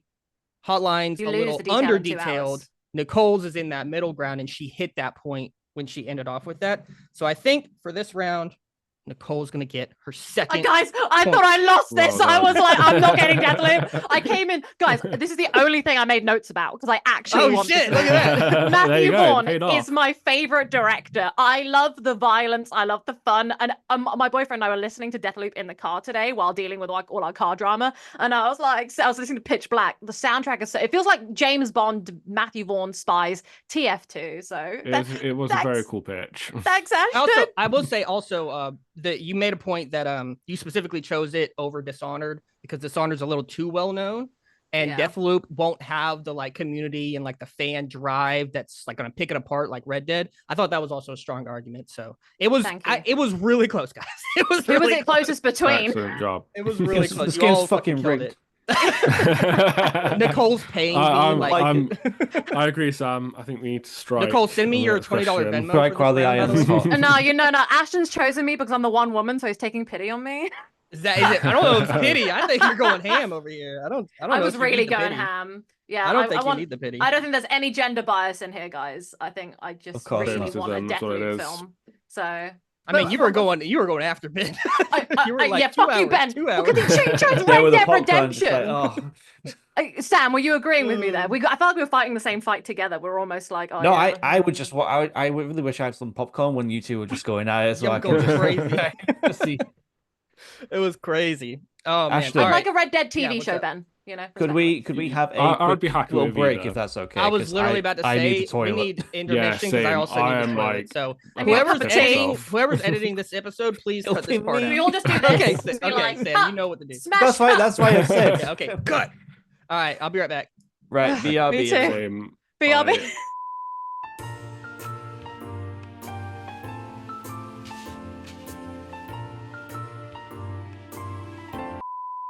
All right, round number 4. Should PlayStation put more games on Xbox? And we're gonna keep our theme. Ben still have 0 points. Don't worry, maybe you'll get this one. We'll get that. What is your One. opening argument? 2 minutes on the clock. Okay. Yes, I think PlayStation should put more games on Xbox. Do they need to? Absolutely not. But I think they should. Equally, I argued that I think Xbox should go third party and put their games out on PlayStation. I think it's only good and right for us as consumers and for us as gamers for the same to be the other way around. Obviously, PlayStation's maintained its huge lead in console sales over the last 2 generations. It's been pretty much a decade now that that's been the case. And their effort that they've put into creating first-party games hasn't gone unnoticed by gamers and by audiences. And I think it's only a positive if that same level of effort into making a well done story, well polished game is put onto Xbox as well. Because as much as there's a part of me that always wants to go back to the PlayStation, fuck you, Xbox people vibes. I want the Xbox people to have the same quality of content that PlayStation does. There's should be no barriers to great games, no barriers to great content. And while, like I said, PlayStation doesn't necessarily need to do it because they have that dominance, they absolutely should. And I'm not going to take the full 2 minutes. I'll stop there. All right. We'll go for the next one with the next points. 1 point for Sam. So you'll go ahead and go with your opening statement. 2 minutes. Yeah, no. No, they should. I sent Sam a message saying he's going down. And then No. Ben, so I knew Sam and I was saying no. Collusion, disqualified. This is it. The cheating. Here's the thing. Here's the thing, right? So, should the PlayStation be put more games onto Xbox? No, for a couple of different reasons, okay? So, firstly, I'm actually going to go back to something we talked about in the second round. Everyone was always talking about competition. Now, if PlayStation puts their games onto Xbox, where is the competition going? What is the point of me then buying a PlayStation? It's the exact same conversation that we had on the second round. The main reason why I initially on the second round said yes is because, again, I want to play Halo on PlayStation, but that's bias. But I think that PlayStation has like such a rich catalog that they should stick with it. They shouldn't just do a Microsoft and give in and just say, yeah, everyone else can have our shit. That's fine. Don't worry about it. And people always will be like, well, it's not exactly fair, like PlayStation has their own thing they're not willing to share, but Microsoft is. Nintendo's over here doing the exact same thing as PlayStation and keeping their franchises sacrilege over there on their side. I don't think sacrilege is the right word, like sacred on their side. Yeah, there we go. Right. Dictionary. Yeah, but no one says the same thing about Nintendo. So why is PlayStation the one that is always in the limelight about giving their franchises over to Xbox? They know that their stuff sells. Why would they then want to go over and give stuff over to essentially what is the enemy, right? Why would they want to do that? There's no point to it. Yeah, it might boost sales, but in terms of keeping things alive, in terms of keeping that competitive spirit, I think that they should just keep it as it is. Xbox can do whatever they want. PlayStation, keep it as it is. All right, Nicole, go ahead and give your 2 minutes starting now. I have like nothing to add on to that. Good job, Sam. Yeah, I from when Ben said, "Oh yeah," I was like, "Fuck, yeah, this it's gonna be me and Sam on the no team here." So yeah, I just completely agree. Earlier on, the argument that I had earlier was that the competition is important. There is absolutely nothing really new I can add to that conversation right now in that regard. Like Sam's kind of hit all the points that I would have hit. And it is a thing about what I said earlier, which is that Nintendo, they're never put into the competition along with Xbox and PlayStation. It's always them two against each other. The reason we are considering putting Xbox games onto other systems is because Xbox lost the console war and the competitive market just isn't there for it, which is why Xbox is doing it. PlayStation has absolutely no need to do it. It's won. It's not very nice and it's a bit unfair, but I mean, if you think about it, PlayStation is putting things on PC. So they're not really like they're limiting their enemy in the marketplace, but PC is not really anyone's competition. PC is the dominating force overall. So I mean, it just doesn't make any sense to put anything from PlayStation onto Xbox. So it's me done. All right, we can go into the battle a little early. 10 minutes on the clock. Duke it out. Ben, on, you're gonna Bev, have what you you got you Okay. got two I people like I've against dropped you. the So. soap. It's my turn Fight for to that get point. to get But the remember, snacks and but sit. remember, keep in mind, Nicole, Sam, your points are based completely on your own arguments for your side, and if you strike against Ben. So just because you're helping each other, your points are separate. So Yeah, Sam took my keep that in points mind. earlier, so I'm fucked. Go. In 2 Okay. minutes. Well, Right, Bev, go. let me start by saying, so one of the points you both raised in your opening statement is that Nintendo keeps their stuff separate. Okay.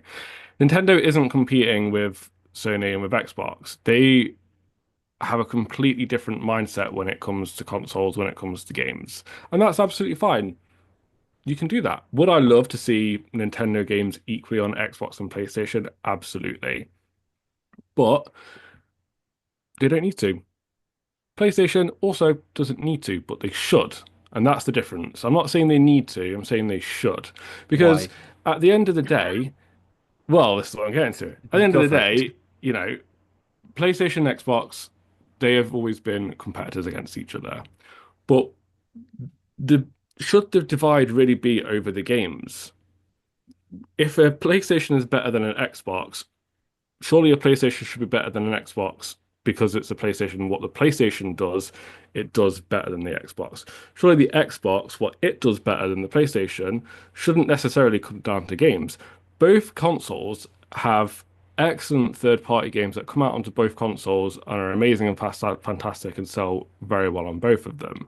I don't think that PlayStation necessarily has to have a monopoly on its own games in order to sell well and to do well. I think high quality games being released on all platforms can only boost the quality of other games because there's more competition, there's more examples to learn from and to lead from. There's better competition on those consoles for sales of games. It's going to lead to an overall boost in quality for the whole market. It's going to lead to PlayStation and Xbox innovating more in the consoles themselves to actually boost sales than just relying on, oh, well, we've got Spider-Man and we've got Wolverine and we've got The Last of Us, so we won't bother with actually making the console good. We won't bother with actually innovating in the technology. We won't actually bother with innovating and doing something new and doing something better because you're going to stick with us because we've got this game. Well, that's going to crash at some point, just like it has done for the Xbox 360 going into the Xbox One and the PS2 going into the PS3. Having No, good games alone isn't enough. but Ben, from the jump to PS4 to PS5, they did innovate with their technology. The controller, especially, they had so many features on that controller. That was a big selling point. Granted, a lot of PS5 games, since the PS5's release, don't utilize those features to the best of their ability. But I'll be damned if, anyone comes up to me and says those adaptive triggers are crap. They're not. They're great. Yeah, you can easily turn them off.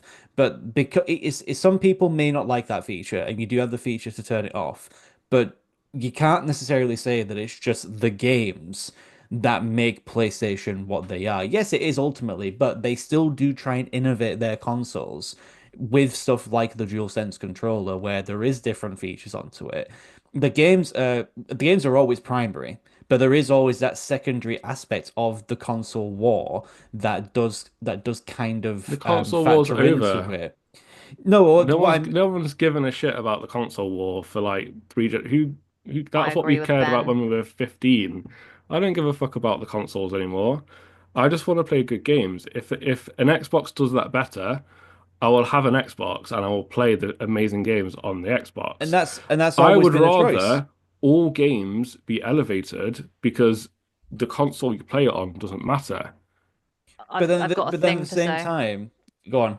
And feel free to rob my point, Sam, because I feel like we need to keep the competition going. But I think that the Xbox console itself is a better console than the PlayStation. I think the PlayStation, it's won the console war. It doesn't really need to continue fighting as hard. So I see what Ben's saying. However, I think that like if everything on PlayStation was on Xbox, and Xbox is technically a better console in a lot of ways, I would do worry about that a little bit.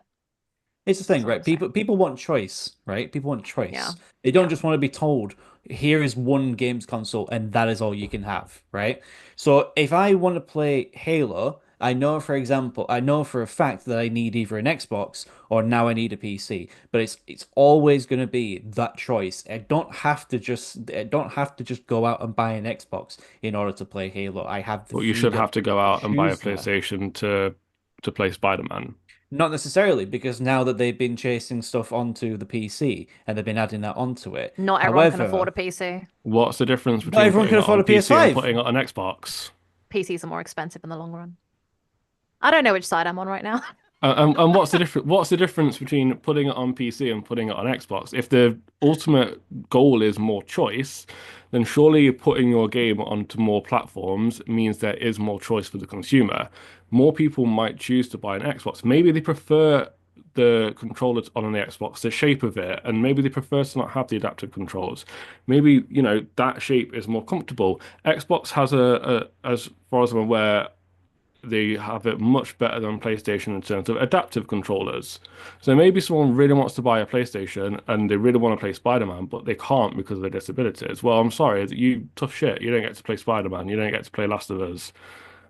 If you're a If company, choice is the option, why would you give like your biggest IPs to a competitor? Why would you do that? That just to me, that makes no sense.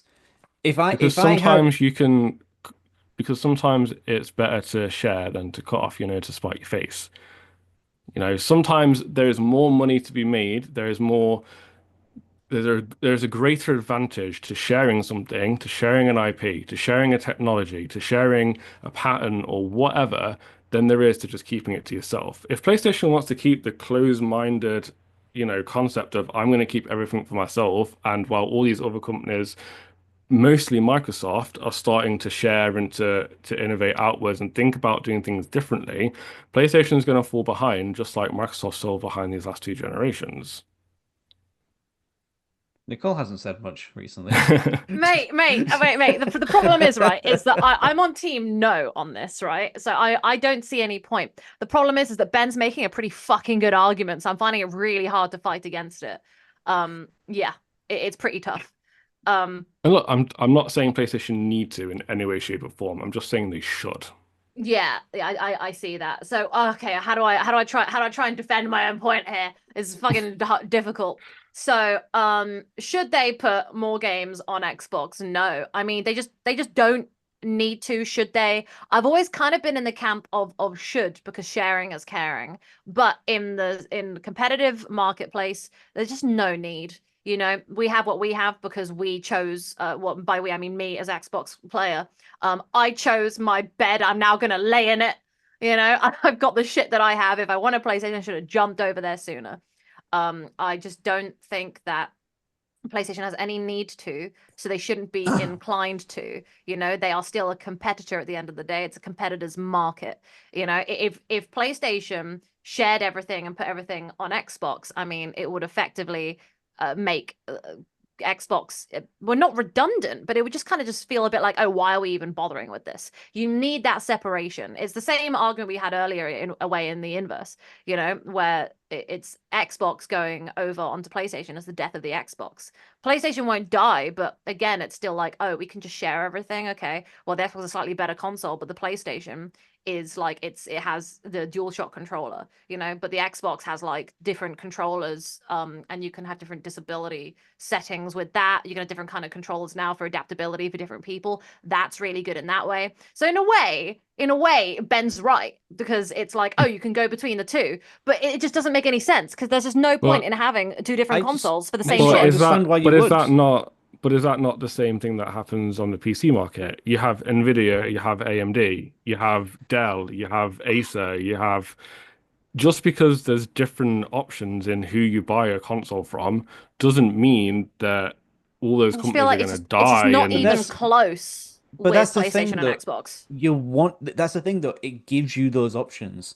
You can have you can choose what path you want to go down. When I first bought my PS4, I did it solely to play Spider-Man, and I haven't gone back to Xbox since then because PlayStation has a lot more features and a lot more good content. Why would I ever want to go back to something where it essentially has one or two good things? But why should Xbox ever innovate and do something different and do something new to try and win you back if they can just publish their games on PlayStation? I've had a thought in my head and I've lost it. No! Carry on speaking, Sam. Find Get it! back. 3, 2, 1. Pineapple. It's closed. That was Battle is awful. over. That was Battle all. is over. I was like, I have nothing new to add to this because we had this argument earlier in a way in the inverse. It's quite funny because it's almost like we're arguing different points about it here. Ashton, give Ben a point. So that's where it got really weird here because I couldn't pick. Nicole and Sam's stance is like the stance is what it is, but a lot of the arguments were kind of I don't say hypocritical, but they're very like nothing, yeah. double-sided for the Xbox versus PlayStation thing, because the whole time we were talking about in round 2 was that Xbox is already dead, so they should go do it, go third party to make money and put their shit on PlayStation. But then because PlayStation is fine, it's okay for them not to do that. And it's kind of it was an interesting dynamic. I heard, and y'all caught it while y'all were talking about it, and it's interesting. That was part of what I thought of when I was thinking of my answer. I was like, I said yes for Xbox. It's only right that I say yes for PlayStation. So that's where the prompt comes down, is that the question was, should PlayStation put more games on Xbox? Not if they need to put more games on Xbox. Because I think we can all agree that they don't need to, because obviously they're doing fine. Yeah. I think that just to be completely honest, I think Ben kind of ran away with it. I think Ben 100%. Sorry, Sam. That entire argument. He brought up that, and it was actually a really interesting point that I hadn't thought of, which was if PlayStation put more of their stuff elsewhere, then it also increases competition from the third-party games that are now going to have to compete with the PlayStation first-party games and might foster innovation that way. Thought that was really, really good point. Innovating on consoles rather than just the games, I think, was a really strong point as well. Sam, you did counter that by bringing up the DualSense, but the DualSense is the controller, not necessarily the console. Nobody brought up like PlayStation PSSR that they're trying to do with their AI upscale that we don't really hear anything about Xbox doing, or nobody really brought up Game Pass, so those couldn't be used as arguments. Those could have been good arguments there, but they didn't kind of come up. The controller. I thought of Game Pass. To me, I was just like, nah, it's just a moot point in this conversation for me. I was like, there's no way I'm doing anything with that. Sam, you did say the thing that you went and bought a PlayStation and have stayed in the ecosystem because of Spider-Man, and I think a lot of people would, who are in PlayStation would do the same thing.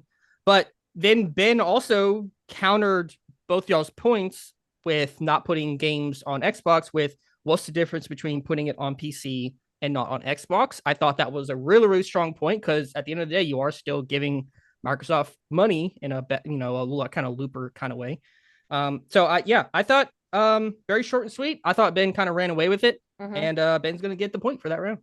Yeah. I got Yeah, one. Ben! Hey. I kind of admit where I was like, fuck, I feel I've got to take a step back here because if not, I just win by default. So you know, but to be no, honest, don't I do was that. like, We can do no, rounds but for honestly, pride points. honestly, when Sam was fucking talking, I was like, I have nothing to add to this. And I said it in my intro. I was like, fuck. And I tried. I was like, maybe if I just feed them both some points with what I'm saying, somebody might come up with something. And it led nowhere. So I was like, never mind. I got started nothing. playing like I don't know, like your puppet master. I didn't know which side I was on, mate. 4D I was chess. Ben, you said some points where I was like, fuck, he's so right though. I was like, shit. And then I couldn't think anymore because I just kept agreeing with Ben in my head. I was like, fuck. And for the record, my stance on the Xbox One and the PlayStation One is the same. My stance is no on both, even though like some of y'all have like yes and no. So that's my stance, but based on the argument, I think Ben took it there. Yeah. All right. 1-1-2. So currently, Nicole is in the lead with 2 points. If I win this next one, Sam has 1 and Ben has 1. If Nicole wins this last round, it's over. But Sam and Ben, you have the opportunity to get a second point and then enter a tiebreaker round in our first ever Game Fights episode, which is kind of. I want to know what the tiebreaker is, so I want to. We'll have to see. I'm crazy first show and it's tiebreaker. I'm a little worried about this last question because it was kind of last minute that I threw it on here, but there are 2 parts to the question. Okay, so you have to make sure that when you argue, you have to give 2 parts to the question. Okay, so round 5. Excuse me. Round 5. Will and should Xbox stop making consoles? 2 separate questions. Will they is a prediction that you are having, and should they is your opinion about if they should at all. Okay, so two separate ones. 50-50. Ben and Sam, you both only have 1 point. But Ben, you went first last time. So Sam, you go ahead and start us off. 2 minutes on the clock. Remember to answer both parts of the question. Yes, sir. So, should they stop making consoles? I don't think so. No. Kind of like going back to what we were talking about in the second round. The market, the competitive side of things, it would just completely plummet, and you'd only have Sony and Nintendo. And Sony and Nintendo, as we've already talked about, are doing 2 completely separate things. Nintendo's focusing more on family-friendly stuff and being more, just making more fun experiences, whereas Sony is pushing for that hyper-realistic graphics with single-player games and stuff like that. Xbox eventually may very well find themselves somewhere sandwiched in between. Hopefully they do. However, will they? I think they will. I think they will. That's a sad reality. I just think that ever since the Xbox One release, everything's just been on like a sharp decline. Occasionally it picks up every now and again, especially with the Series X and S when they release. I just don't think it's enough. I really don't. And considering that a lot of people now, especially when PS5 released, it outsold everywhere. It was ages before anyone could get their hands on a PS5. The same could not be said for the Series X and S. So whilst I don't think that they should, I do think eventually they will. Whether or not that means having one final console as like a last hurrah, and then specifically maybe updating that every so often with new iterations and also going towards the PC market. Whatever they decide to do, I think they probably will do eventually. All right, Ben, go ahead and follow us up with your stance. And remember, both questions, both parts. On this one, I'm in agreement with Sam.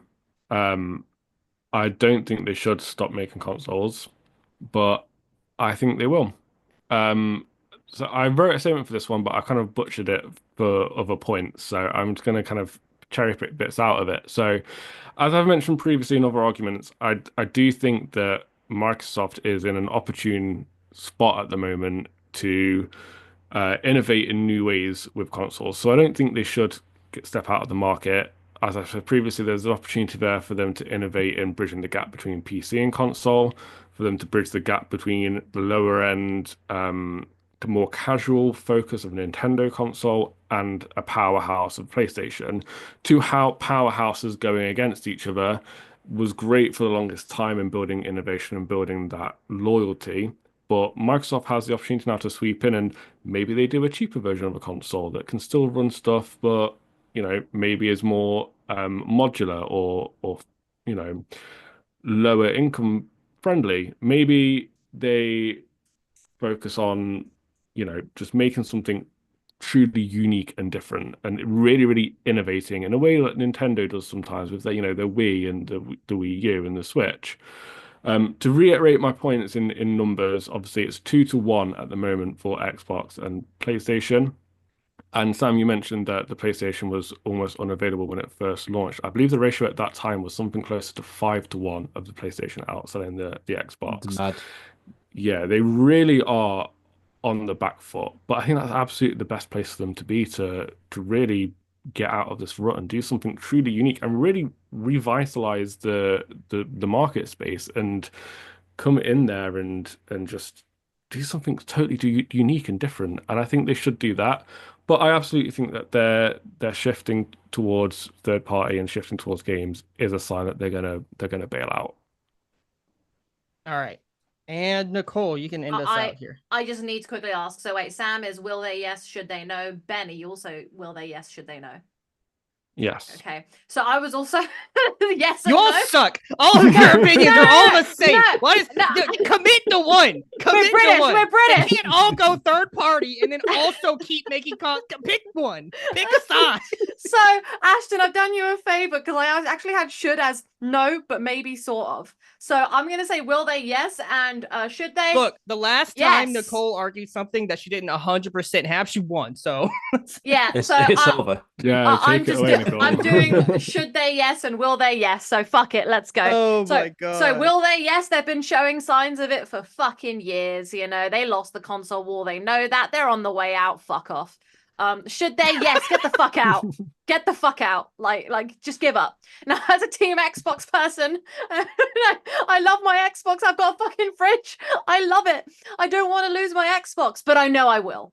So I need Phil Spencer, as I said earlier, to hurry up, team up with Sony and just go, here are the achievements and everything. Or what it's going to force me to do is jump straight to PC and give up completely on my console thing. The only reason I like my console is I want to sit on my fucking sofa and have a good time and chill there, have a nice couch co-op experience sometimes. A sofa's nice. Gaming chairs kind of blow. They're not for me. I can't really play video games and sitting in a chair. I have to be sitting on a sofa, like chillax. That's the only way I can play games. So that's going to be a tough change to have. But I honestly, yeah, Xbox, I love you guys. But as I say every week on this goddamn podcast, give up, man. Wow, That's just give up. Just give up. Maybe Give up. maybe this Nicole's round just losing needs to be given her, up. I don't know. I don't know. Let's I am find it. the Nicole's losing Xbox her whore. Xbox fan club card. Oh Yeah. god. Title's All been right. revoked. I did this for you, Ashton. I did this for you. 10 minutes. Let's go. Let's see what we got. All right, come on, guys.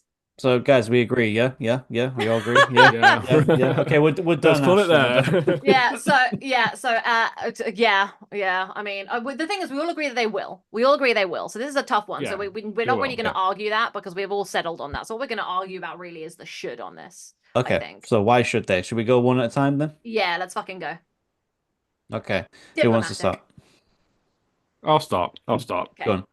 So the main reason they should is because they are. You've put Yes, should they've no. lost. You've put should no, haven't you? You said should No, no. we said that they No, should. we should. Yes, they should. Yes. That's not what you said. No, That's sorry, not what you no, they said. shouldn't. Sorry, no, they shouldn't. You said will yes, I'm will so yes, confused. should no, should I'm no. so confused. No. Will they? Yes. Should they? No. There you go. So the reason they shouldn't is because they are obviously they've lost the console war. They are in prime position now to capitalize on that. PlayStation, it's won what we consider the console war now. It's the traditional definition of console. It's done it.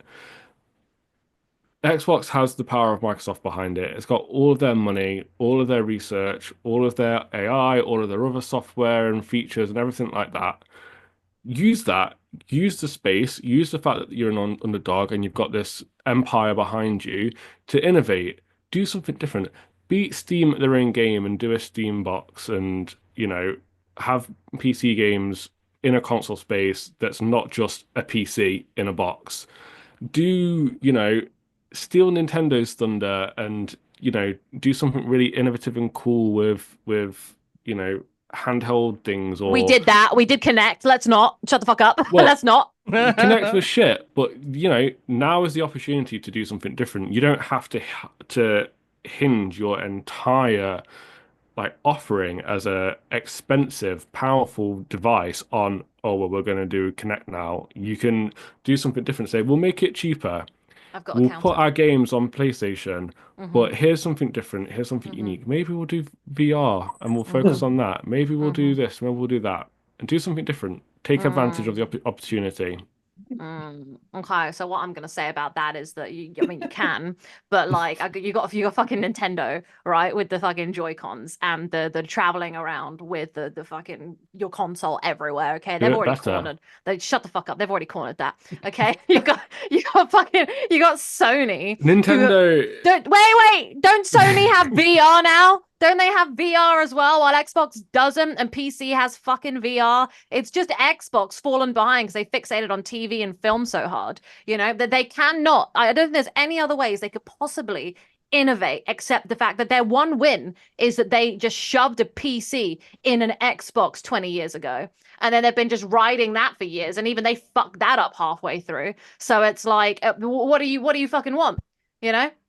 Like, So we should just never bother. Just admit defeat, Give fuck up. off to PC, and just enjoy that.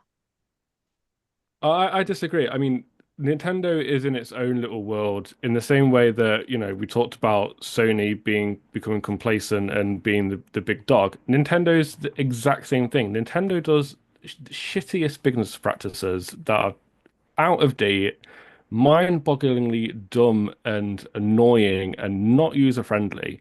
Microsoft has an opportunity to come along and go, well, you know what? We'll make a console that's better than the Switch, that can be used in the traditional Xbox role, I'm so that ready actually to has discs and they can do so much more. They have the resources, they have the opportunity, and now they don't have the ball and chain of Xbox and the perception of Xbox as a console dragging them down.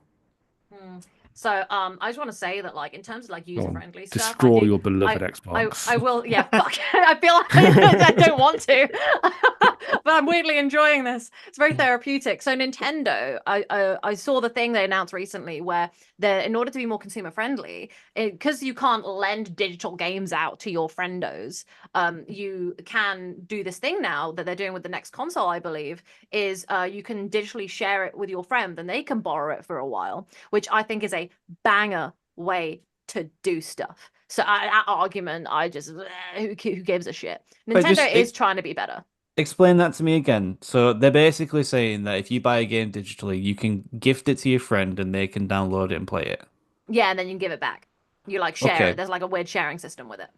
And that's Xbox Nintendo does that's doing have that. Yeah, it's Nintendo that's doing that. And Xbox has it where you can make your Xbox, your home Xboxes in different places and share across it. I mean, everyone has Game Pass as well. But everyone has Game Pass now, so like who gives a shit?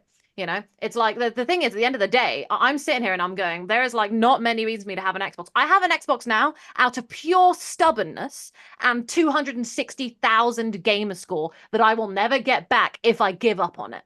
So I'm going to need Xbox to sell all their shit, give it to Steam, give it to PlayStation, let's share it out. I want my achievements to be transferred over. That's the only thing I care about losing at this point. Xbox is just a PC on what a if they console. made the Microsoft Switch that let you bring your gamer score over and go and get your 20,000 gamer score on Halo Nintendo's 7 cornered whilst you're that. out There's on the bus? Xbox can do it. I love Xbox cloud gaming. I don't need a console to do that. We're fighting here about the console itself, not them jumping ship to other devices, which is what they've been doing for So why years. shouldn't the console continue record, to push motivation and innovation for Xbox, for Sony, sorry, and for Nintendo? But for the record, Why before you shouldn't answer that question, a handheld device and a at-home console will be the same thing in the purpose of this argument.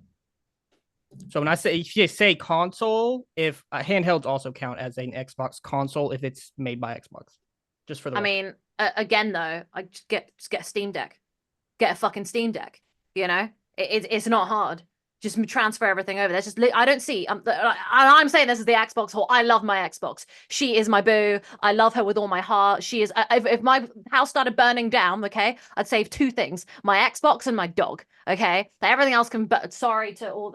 Maybe that book up there. But it's like I don't. I love Xbox. I just don't see any point in keeping a system alive if they're like with the lack of competition.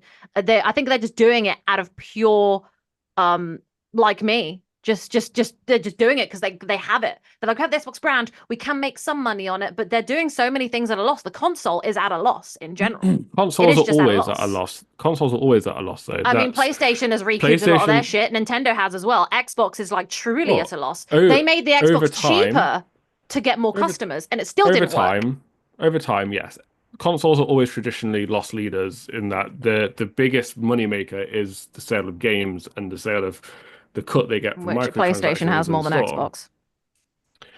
So Xbox should stick around and do something better and do something different and try and recapture that market. They've been trying to recapture for the last 10 years, mate.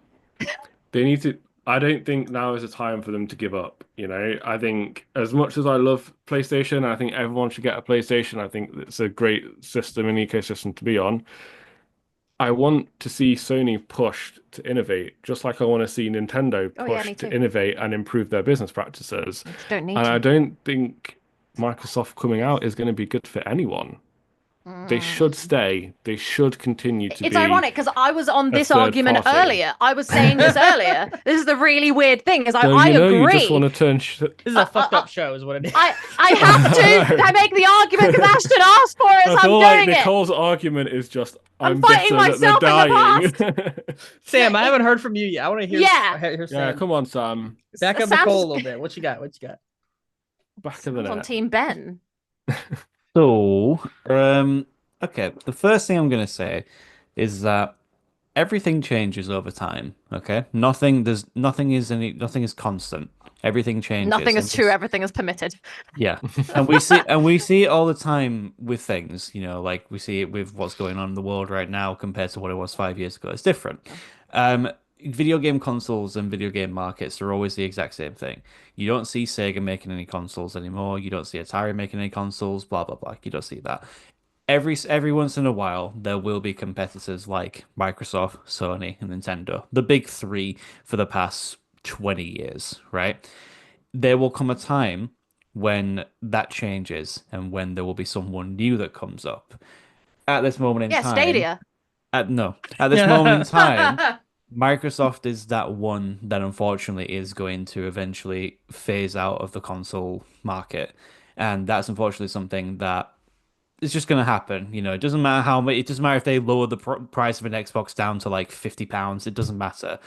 It's gone. You know, they've lost it. You know, like you're on team. They shouldn't. I know you know it's time you're side right? You're saying they will. Are you saying they should? In this case, I'm getting there. Okay, all right, chill. Okay. However, I do think that they should still keep making consoles for one specific reason. They can look into the gaps in the market, and I think really one of the things that is rising up now is a lot of indie games. So whether or not that they push the indie standard for Xbox and do it as like a 50-50. You're taking fighting me in my weak spot. I love indies. I love Game Pass for its indies. But you also love Nicole, Xbox, argue why indies are terrible and why they don't matter. Yeah. Who cares about indies, right? But certainly not the goal. anyways, so what I'm trying to say is they can push indies out on their console, like what they did with Ori and the Blind Forest and its sequel, right? That's gonna make money. A big thing that sold really well. There's also a lot of other indie games as well. Like I don't know whether you can count Sea of Thieves as an indie game, but it's not made by like a big. I don't know whether or not you can count it, but maybe that's a terrible example. They did like Grounded as well. There was that Grounded game that came out that could technically be cast. Do you know who made Grounded? No, I have no idea. Who? It's Obsidian. Right, Fallout New Vegas and Outer Worlds, mate. Basically, in a nutshell, there is something that they can still do with this, right? There is options that they do have, but whether or not they decide to do it or not, that's entirely up to them. And I think that Phil Spencer and Microsoft will essentially just realize that it's not worth it anymore, Uh, and just I've got losses in a I've got row. another point to make here because you reminded Last me of point. something. Last point. Yeah, Basically, last point. basically, right? I don't give a fuck. I own PlayStation. PlayStation's sick. Yeah, my last point. My last Same, point. Sam. Tango Cheers. Gameworks, okay? That was the indie studio that Xbox had, and they took it and put it in the bin because they weren't making enough money from it. And at the end of the day, Microsoft doesn't need Xbox. They don't need it. They just have it for shits and giggles because they did it 20 years ago and they just won't let go. It's really sad watching it slowly like die. They've tried to bring it back, and no matter how hard they've tried, they've fucking failed. I think the one uptick they had was during COVID when I think more Xboxes were in the wild than PlayStations. And that was the availability was just easier. But Right. and like, but I don't. The console's not needed anymore. I can get a Game Pass subscription on PC. So. Right, but that's All right. but that kind of factors into my point, though. Sorry, Ashton. That kind of factors into my point where eventually something like that will happen. Where Well, will we have agree done on the pull will. out. It's the should. I'm saying speed it up. Correct. And if correct. Xbox goes away, what's the incentive to keep Games Pass? All right. Time's up. Time's up. So, yeah, to recap, everyone's stance That was an was, interesting will one. they stop making That's hard. consoles? Yes. So That's there wasn't the really a worst lot round. to go there. So difficult. And then it was Sam said they should not stop, though. Ben said they should not stop. And then Nicole said that they should, to her detriment. I'm sorry, Phil because she didn't Spencer. actually want that. Okay. So Phil preface by Spencer's saying, watching right now. preface He's by saying deleting all your gamer weakest score. round. That was my fault. Weakest round. That was my fault. I should have known that you people would all have the same fucking opinion about everything. I even was like, oh, there's two parts to this. Surely there will be some mix and matching. No, there's no mix and matching at all. I need to be more ambiguous with this. Look, I took one for the team, you asshole. We're learning. We're learning that you know, if it's related to There's a lot of Xbox, overlap. everybody just agrees that Xbox sucks and needs to die, and Yeah. like apparently Yeah. that's the way it is. Even the Xbox girly in the room. So we're learning shit. We're learning shit about the show. Mhm. But as for who's going to win, obviously, if Nicole wins this round, then everything's over. If Sam or Ben win the round, then you get to go to the lightning nearly tiebreaker. 3 hours of arguments. I want everyone to that realize true? that. It's 2.5 hours of arguing. Oh, that's unfortunate. I did No not post show realize this. today, guys. I did not. Fucking I hell. did not realize this. Okay. Well, if I had to go based off the arguments, Sam, you're not included.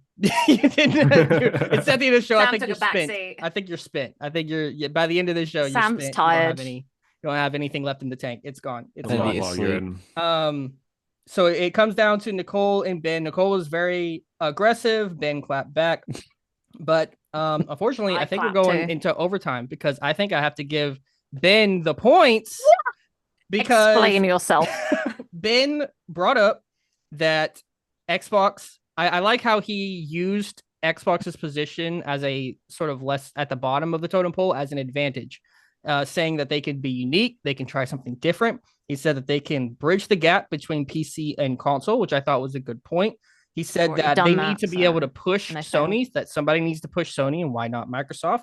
And he said things like specific examples, making things cheaper, and which he didn't say it, but we do know just from general knowledge of existing in the world that they've already done that with the Xbox Series S. So making even against Nintendo, consoles cheaper makes sense. He brought up that Nintendo does horrible business practices themselves, and Microsoft could compete I tried against to fight them with it. the mobile I market. tried. Nicole, you had your points. However, you started I know it was weird at the beginning, but you started your opening statement being like, I like sofas, but your stance had to be that they should stop making consoles. So I kind of went against it. I don't really know. It was what happened really there. hard. I wanted to preface it by being like, I like my sofa, but I will give up my sofa. But you if I did need say Steam Deck and Switch corner the handheld market, which makes sense, but it doesn't exactly counteract the point of Ben saying that they could make it. I want everyone to better? know I'll be the first in line to buy Xbox's handheld console. Well, that'll be interesting. It'll be interesting. So I'm gonna give Ben the point, and we are gonna Yeah. go into a quick overtime here. So how this is gonna Lightning work? round. 30 seconds to a Um, minute on everything. Basically, what I'm gonna do is Sam wants to die. I'm gonna give y'all I'm a couple happy. seconds to think of your answer to the question I'm gonna give you. Then I'll coin flip, and somebody will go first to give their opening statement. It will be 1 minute long. And then the actual battle will be no more than 5 minutes, and it will have a hard cutoff. I want it 5. noted that I think Ben, unlike me, probably likes note taking. So maybe Ben should go first so that he's at a disadvantage there. It'll be a coin flip. No advantages or disadvantages.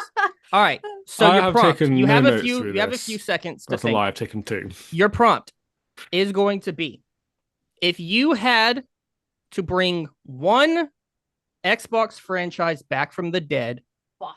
what would it be and why? What does dead mean? Okay, I know. Hasn't had a game since. What if there's a pipeline of games coming? If we already know it exists, such as Fable, a game that hasn't had a release since 360, but we know is coming, it does not count because it's not dead. We know a game is coming. Fuck's sake, I had one. I'm not Should've gonna argued lie. better. I'm not gonna lie. I hate most Xbox franchises. So like, I Now, don't know. I mean, use that to your advantage. Maybe you can bring back a franchise you don't like and then make it better.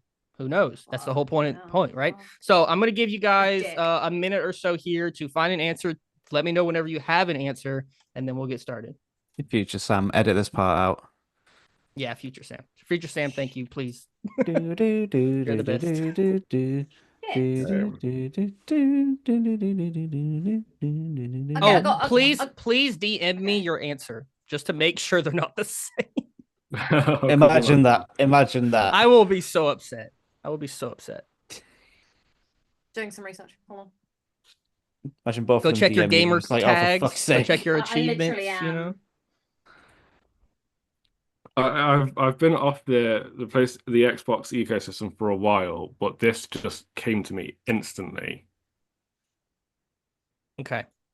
Okay, hold on. If Nicole says that answer, then I am going to end the meeting and just say it's a draw. Well, okay, hold on. What does it mean? What is it? So when you say like, so you mean like, okay, wait. Fuck. Hold on. I'm gonna message you. Okay. Fair enough. This is really hard. I know. Ooh. That's the point. There's And it's some all good off the ones. top too, so you have to truly mean it. Hold on. This is the first ever Xbox game I ever played. Oh wow, First that's one an on interesting Xbox. pick for your first game. That doesn't fucking count. Hits. Guys, I think don't it's 'cause like it came Xbox with games. the Xbox. I think we discovered I don't like Xbox Nicole's games. like, I want them to bring back Avowed. I think that'd be a good choice. That's how I'm feeling. They should bring Hold that back. on. Hold on. Fuck you. I don't have anything. I literally don't. Look, I'm not gonna lie. This is actually an impossible answer because there's a reason I don't play other things. I only did this because I'm an Xbox whore. I only chose it because of Halo. I only chose Xbox because of Halo. You're a dick. I mean, You're Halo a is a dick. dead franchise, so you know. You're- that's fine. you're- Dead franchise, dick. apparently. No, it's You're not. Dick. It is. It has been We talked for about this the other. That's the problem. We decades. talked about this the other day. I got Halo it. I fucking got it. I got it. You asshole. I got it. It took me too long to get it. It took. Fuck me. Shame on me. Okay, perfect. That'll work. It took me way too long to remember that. Oh, I was hoping it was the same. No. I was kind of Holy hoping it was the shit. same as well. That would have been All hilarious. right, I'm not gonna lie. Sudden sudden death. This is about to get fucking heated. Sam, I hope All you right, enjoy Nicole, this. your heads, Ben, your tails. I'm gonna go ahead and flip. And Nicole, you get to start us off. 1 minute opening statement for what final round overtime, what dead Xbox game or franchise should return. Quantum Break, motherfuckers! Took me way too long to remember that was an Xbox exclusive. Right, okay, so Quantum Break is part of the Remedy Connected Universe with Alan Wake control and all the bells and whistles, Max Payne, woo woo. So Quantum Break slapped. It slapped. I love time. Deathloop time. I think it was a really good underrated game. Xbox did everything in its power to turn it into a movie in all the worst ways it possibly could. Which big doo-doo. So it's Xbox's fault that Quantum Break kind of tanked, okay? Remedy's doing everything in its power to try and bring it back within Alan Wake. It deserves a sequel. It deserves more fun to be had. The characters are really cool. There's now an expanded universe that's existing in Alan Wake 2's DLC that ties into Quantum Break. So Quantum Break is fully ready for a sequel. So I think that we can do it. I think now's the time to do it. It should come back. One, boom. All right, Ben, 1 minute, go. Okay, you know what else deserves a sequel? In a world of more and more cozy games and the dominance of cutesy stuff from No. Nintendo on handholds, No, don't I say it. propose Don't say it. Viva Pinata. It's made by Rare. Didn't I say this the other week? I want to Viva Pinata back. Yeah, you just like you're growing pinatas on a little pinata farm, and you beat them to death to get candy, and you send them out to the world. And what more do you need? Well, the kids beat What them more up. do you need? Yeah, even better. Fuck Animal Crossing. Fuck Wonder Stop. Fuck all these other crazy games. The first game I ever played on Xbox, Viva Pinata. Enough said. There you go. 5 minutes. Have at it, y'all. Overtime. I want to see that So spreadsheet. please tell me why you want to want have that Viva Pinata Pinata back. spreadsheet. I love that game. You fuck. I said this the other week on the podcast when we were talking about dead franchise, like Viva Pinata, and Quantum Break was in there. So Quantum Break. I mean, so as much as I want to agree and say Viva Pinata because I love Viva Pinata, fuck you. Is Quantum Break is a bigger, more fantastic game by Remedy. It has legs. It has so much further to go in the Remedy expanded universe, okay? Remedy is still there. It's doing Alan Wake. It's doing Control. It doesn't have the rights to Max Payne properly because Rockstar took them. Well, they sold it to them because they needed money. And Xbox is withholding the rights to Quantum Break. So the biggest issue there is that Xbox needs to get off their goddamn high horse and start investing in decent fucking, I feel like I'm countering everything I said earlier, decent fucking games again. Quantum Break is a prime example of a game that's sitting there ready to go that Xbox is not jumping on. Viva Pinata, So with all due not bring respect, is back quite Viva dead. Pinata? It's quite dead in its own That's way. the I point. mean, That is the point. Quantum Break still lives through its interconnectedness to Alan Wake and everything else. It's in that universe. There's characters can come back in other games. It's not. It's dead as a game by itself, but it's not dead because that world is still living and breathing. Those characters are still around. Things are still happening in that world. Things are still connected.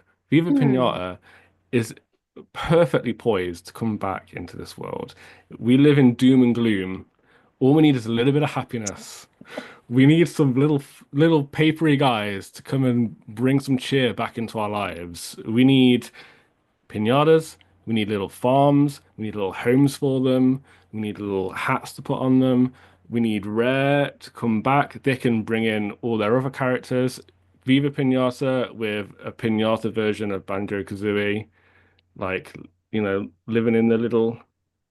It's a good game. Okay. It's a good game with a good premise, a good look, a good Premise. unique There's not really much to it. vibes. Okay. I Okay, mean, so the premise doesn't have to be a I'm 40,000 just word novel. I'm just doesn't have to be for Quantum Break either. It's and time travel, bro. So I'm just gonna say right now that Quantum Break, it lives on in essence, but you could say the same shit about Viva Pinata, okay? The essence of the cozy, cutesy animal breeding thing exists in so many other games right now. I mean, Xbox currently has fucking Power World. Yeah, the numbers have gone down, but it's still doing pretty fucking decently for a Pokemon ripoff.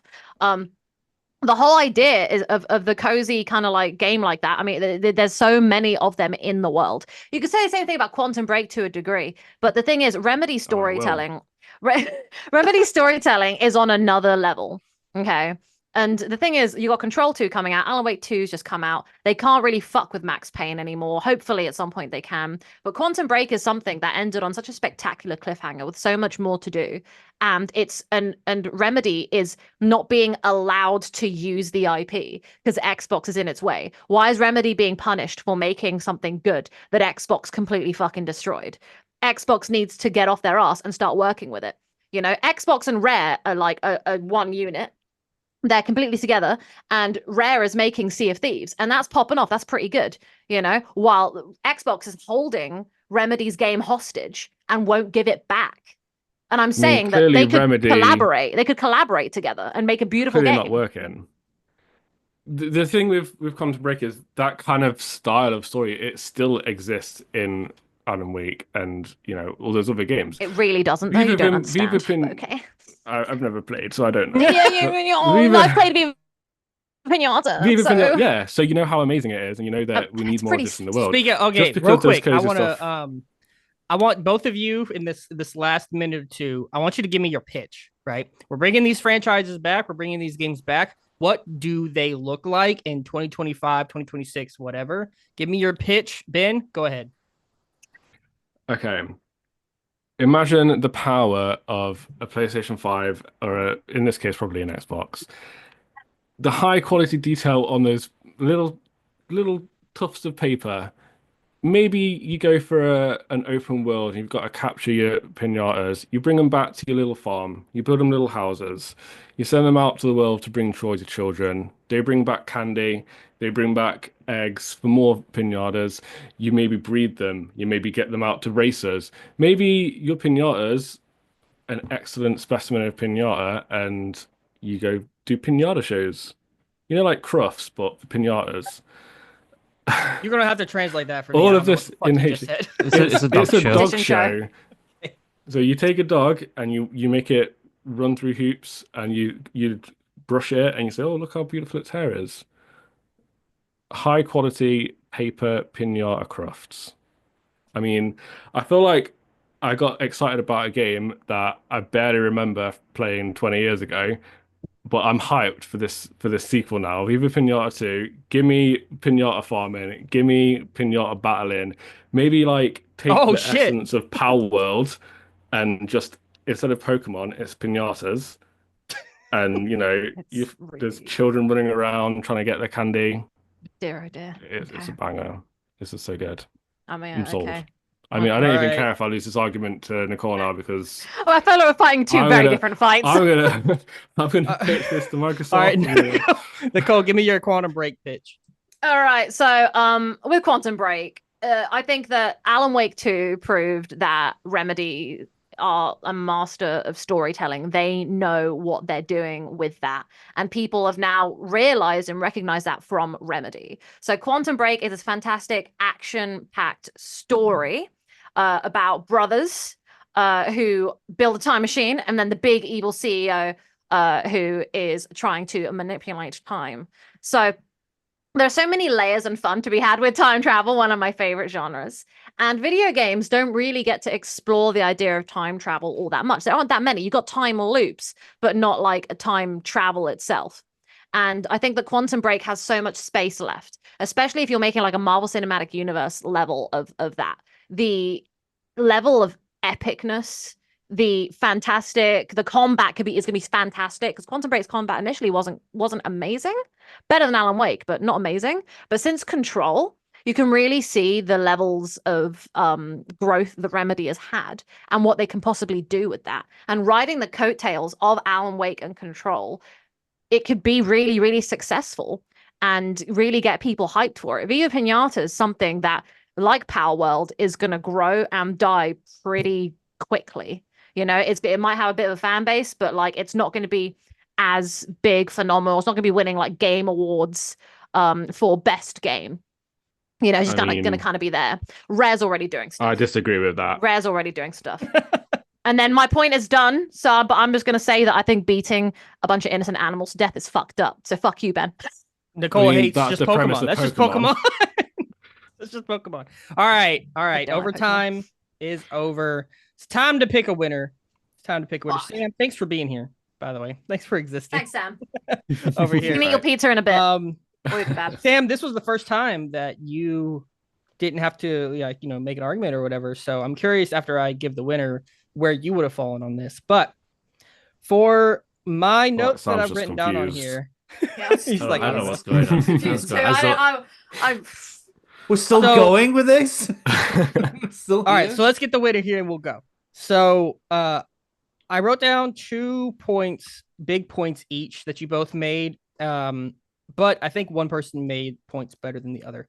We're going to start with Ben here. I like that you came at Nicole and said that Quantum Break kind of lives through Alan Wake already and doesn't really need to come back as its own thing. I think that's a really strong point, and it is one that Nicole is going to have a hard time defending. Nicole, you said that the combat could be improved from Quantum Break, which I think was important because when I was hearing you give your pitch, you were very story-based, which obviously for Remedy is important, but I did want to hear a little bit about that gameplay, right? Because that's the thing that they've kind of improved on since then the most, right? Nicole, you also said that the sort of cozy farm animal breeding game is already kind of been done a lot so far. You gave examples of like Power World and stuff. And then Ben, you kind of like just leaned into it and you're like, fuck yeah, dude, let's go. Give me Pokemon. That's actually pinatas in Pokemon. Easy. And I was like, okay, I don't know if that really if that really does it. But then you also brought up the whole Banjo-Kazooie crossover, like you could bring in different characters. I wish you leaned in a little bit more on that, like, but I get the general gist, right? Like maybe you could have a pinata Master Chief. Wouldn't that be neat? Right. So I think those were the strongest arguments there. Finish the fight, it's just a bunch of pinatas getting beat to death. The way I ended down was the pitch is what really tipped it for me. And of the two, based on the arguments and the pitches, I think the winner of Game Fights is going to be Ben. Is the winner of Game Fights. Yes. And I'll tell you why. Yes. I'll tell you I was really struggling.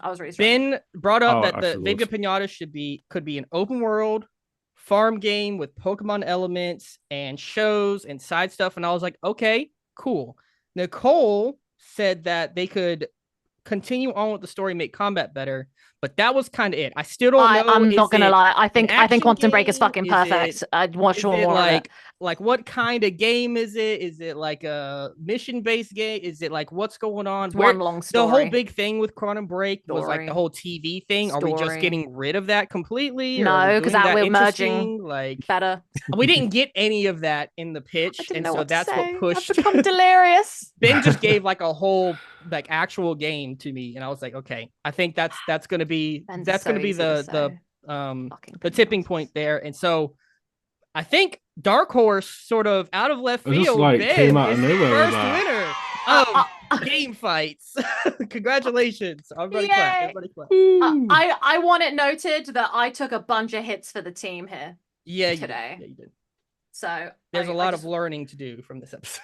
I took 2 hits that I didn't want to take for the team. I won one and then didn't win the other. What could I do? I want you to know, I take my job very, very, very, very, very. I saw you very writing seriously. A lot. I'm not gonna lie, Ashton. Very serious. Look at this. I'm so serious. Every round, that's so. I've actually really enjoyed this. It was so much fun. Yeah. It was so good. Just attacking each other. Maybe we have to start earlier next time, just so that I know, right? Or you know, actually stay on our time track. I also probably talk too much at the judging part, probably. So I enjoy it though. I think it's important to. Maybe we also probably cut rounds less. Less questions. Maybe better questions, less rounds, so that you can really go at it. We're learning. What was everyone's favorite question? Learning. Mine was the movie one. That got really fucking dicey. I really liked the movie one. Mine was the one where I actually won a point. The first one. The first one. Yeah. Sam just slowly became more and more delirious. I actually hit a point where I kind of plateaued. I was like, all my energy's burnt out on Deathloop. I got nothing left in the engine. I feel like I was just like getting more and more. He was going up. He was going. Everybody else was going down. The last 3 rounds for me were like, oh. Well, the first 3 were like, oh. Yeah, it was a lot. A lot of rounds, but I thought it was pretty fun. Y'all, it may seem easy to be the one in the judge's chair, but fuck, man, it's hard to just be like, yeah, this argument's good. This one's bad. Like, I it's had hard some bad to arguments. those, man. There was a whole part where I just gave Sam it. I said, Sam, just, and even Sam was like, oh. I would say that in the sudden death, I was leaning more towards Viva Pinata as well. Hey, let's go. Mate, I was leaning towards Viva Pinata because I agree with the point Ben made, but I had no other point. The only thing I had on my side was that Quantum Break is something that, like, you know, you would like to. Sam, is a game that exists. Yeah, it's a game that exists. I was surprised nobody was like Conquer or anything like that. Nobody was said Conquer. We got Viva Pinata and fucking Quantum Break. I'm surprised no one said Banjo-Kazooie. Banjo-Kazooie? About Banjo-Kazooie. Ben's a fake Rare fan. Wow. Honestly, never played it. I'm a Sea of Thieves whore. That's like where it's at for me. So. Damn. Yeah. Well, that is what it is. Our first winner, Ben. Congratulations on winning the first episode of Game Fights. We did a lot here. We learned a lot here. And if we ever did this again, we definitely would be streamlining it a little bit. So good luck, Sam, when you're editing this episode. Good luck with that. Good luck, future Sam. Gonna need a stiff whiskey. Oh, fuck, Sam, you poor bastard. We appreciate you. Well, that has been this episode of the Smash Jump Podcast, the first edition of Game Fights. We hope you enjoyed it. Make sure you hit the like button, subscribe to Smash Jump's YouTube channel, and comment down below any of your answers to the prompts that we gave here. And do you just hate me for do you think I was wrong? Do you think Nicole should have won? Or do you think Sam should have won? Let me know down in the comment section below. I will be sure to probably not look at them and see if anybody hates me. We'll see. Does anybody have anything they want to plug before we go ahead and head out of here? No. I've got something I want to plug, unless Ben wants to go first. Oh, you can go first, Sam. So, I've recently started uploading onto my YouTube, and I recently released a video where we go over all of the Game Awards performances. I'm really happy with that, and I'm going to start uploading. Thank you. I'm going to start uploading a lot more. In fact, to be honest with you, I've got 3 in the works that are all varying in length. I can just kind of go over them a little bit. One's when we go over all the Spider-Man PS1 games, which are like my childhood games I love to death. The other one is talking about, it's a Halo video. So it's talking about one of the Halo armors that has only ever appeared in one game and is never ever going to reappear. And then the other one, which I'm most excited about, is ranking all the Dead Rising Psychopath theme songs. So that one sounds interesting. And if you go over to the YouTube channel, which is Game Opinion, G I can never fucking spell this right. GAMER-PINION, you can actually vote on which one you want first. I'll put a poll out, so if anyone wants to go over You know what? I will do a plug. I'm gonna plug Sam's channel because I really enjoyed that video game award video. It was good. Good, I'm glad. Yeah. Ben, which one did you vote for? Spider-Man, I think. Spider-Man, okay. Gotta get to work on that. Can't disappoint Ben. Yeah, I expect I'll it. I'll go vote something else and make it on my desk next week, tomorrow morning. All right, perfect. Well, don't forget to go ahead and check out our Patreon of Smash Jump as for Smash Jump as well. You get this episode one. Sorry, Ashton. Ben, do you want to plug something, Ben? Well, while we're at it, yeah, I'll plug it. Go on. My YouTube. Sorry, Ashton. Sorry. Yeah. Sorry, Ashton. You got to jump in, man. You got to get that plug. Yeah, I'll plug my YouTube. It's Food Thought Gaming. Primarily fortnightly reviews of games. I tend to focus more on slightly older games, but I am dabbling in a bit more newer games at the moment. And then occasionally I like to do the odd video essay, short video discussing different themes, things like that in games. And you can now, with the same handle at Food Thought Gaming, find me on Blue Sky. Just set that up a couple of days ago. Thought I'd dabble in the old social media again. Nice. So that is now where to find me. I just want to say, fuck you, Ben. Enjoy. Hey. For Halo. I mean, I will enjoy all 3 of those videos. So will I. I'm willing to Shorter wait. as well. Look at that. Right, sorry, Ashton. All Go ahead. Yeah. All right, so you can join our Patreon, like I was saying. You get the show a day early on Fridays, and you also get our post show, which we won't have a post show this week because this went a little longer than I anticipated, but it happens. It happens. Hopefully it's a lot of good content for you guys, but usually we have a post show that lasts about 30 minutes where we talk about a bunch of just random bullshit. Yep. So go ahead and check that out. And check out smashjump.com to see all of our writing about gaming news, movie news, reviews, features, all sorts of that kind of stuff. There's a lot of good stuff on there for you. Nicole, anything you want to do, or are we good to get out of here? Oh, you know what? Fuck it. I'll just say I've got a Stargate stream in 2 hours, but like that will be like next week by this point. But hey, if anybody wants to check out Stargate stream for a dead show where I argue with my my colleagues, yeah, Stargate Wormhole Extremists is the channel. Wormhole hyphen X. Fuck, how do I spell it? Tremists, I think, is how I say it. They got it. I'm delirious. They got it. We're all delirious here. We've been arguing too much. We've been in the law room for too much. It's about time for us to get out of here. So we'll see you on the next one. Peace. Bye. Bye.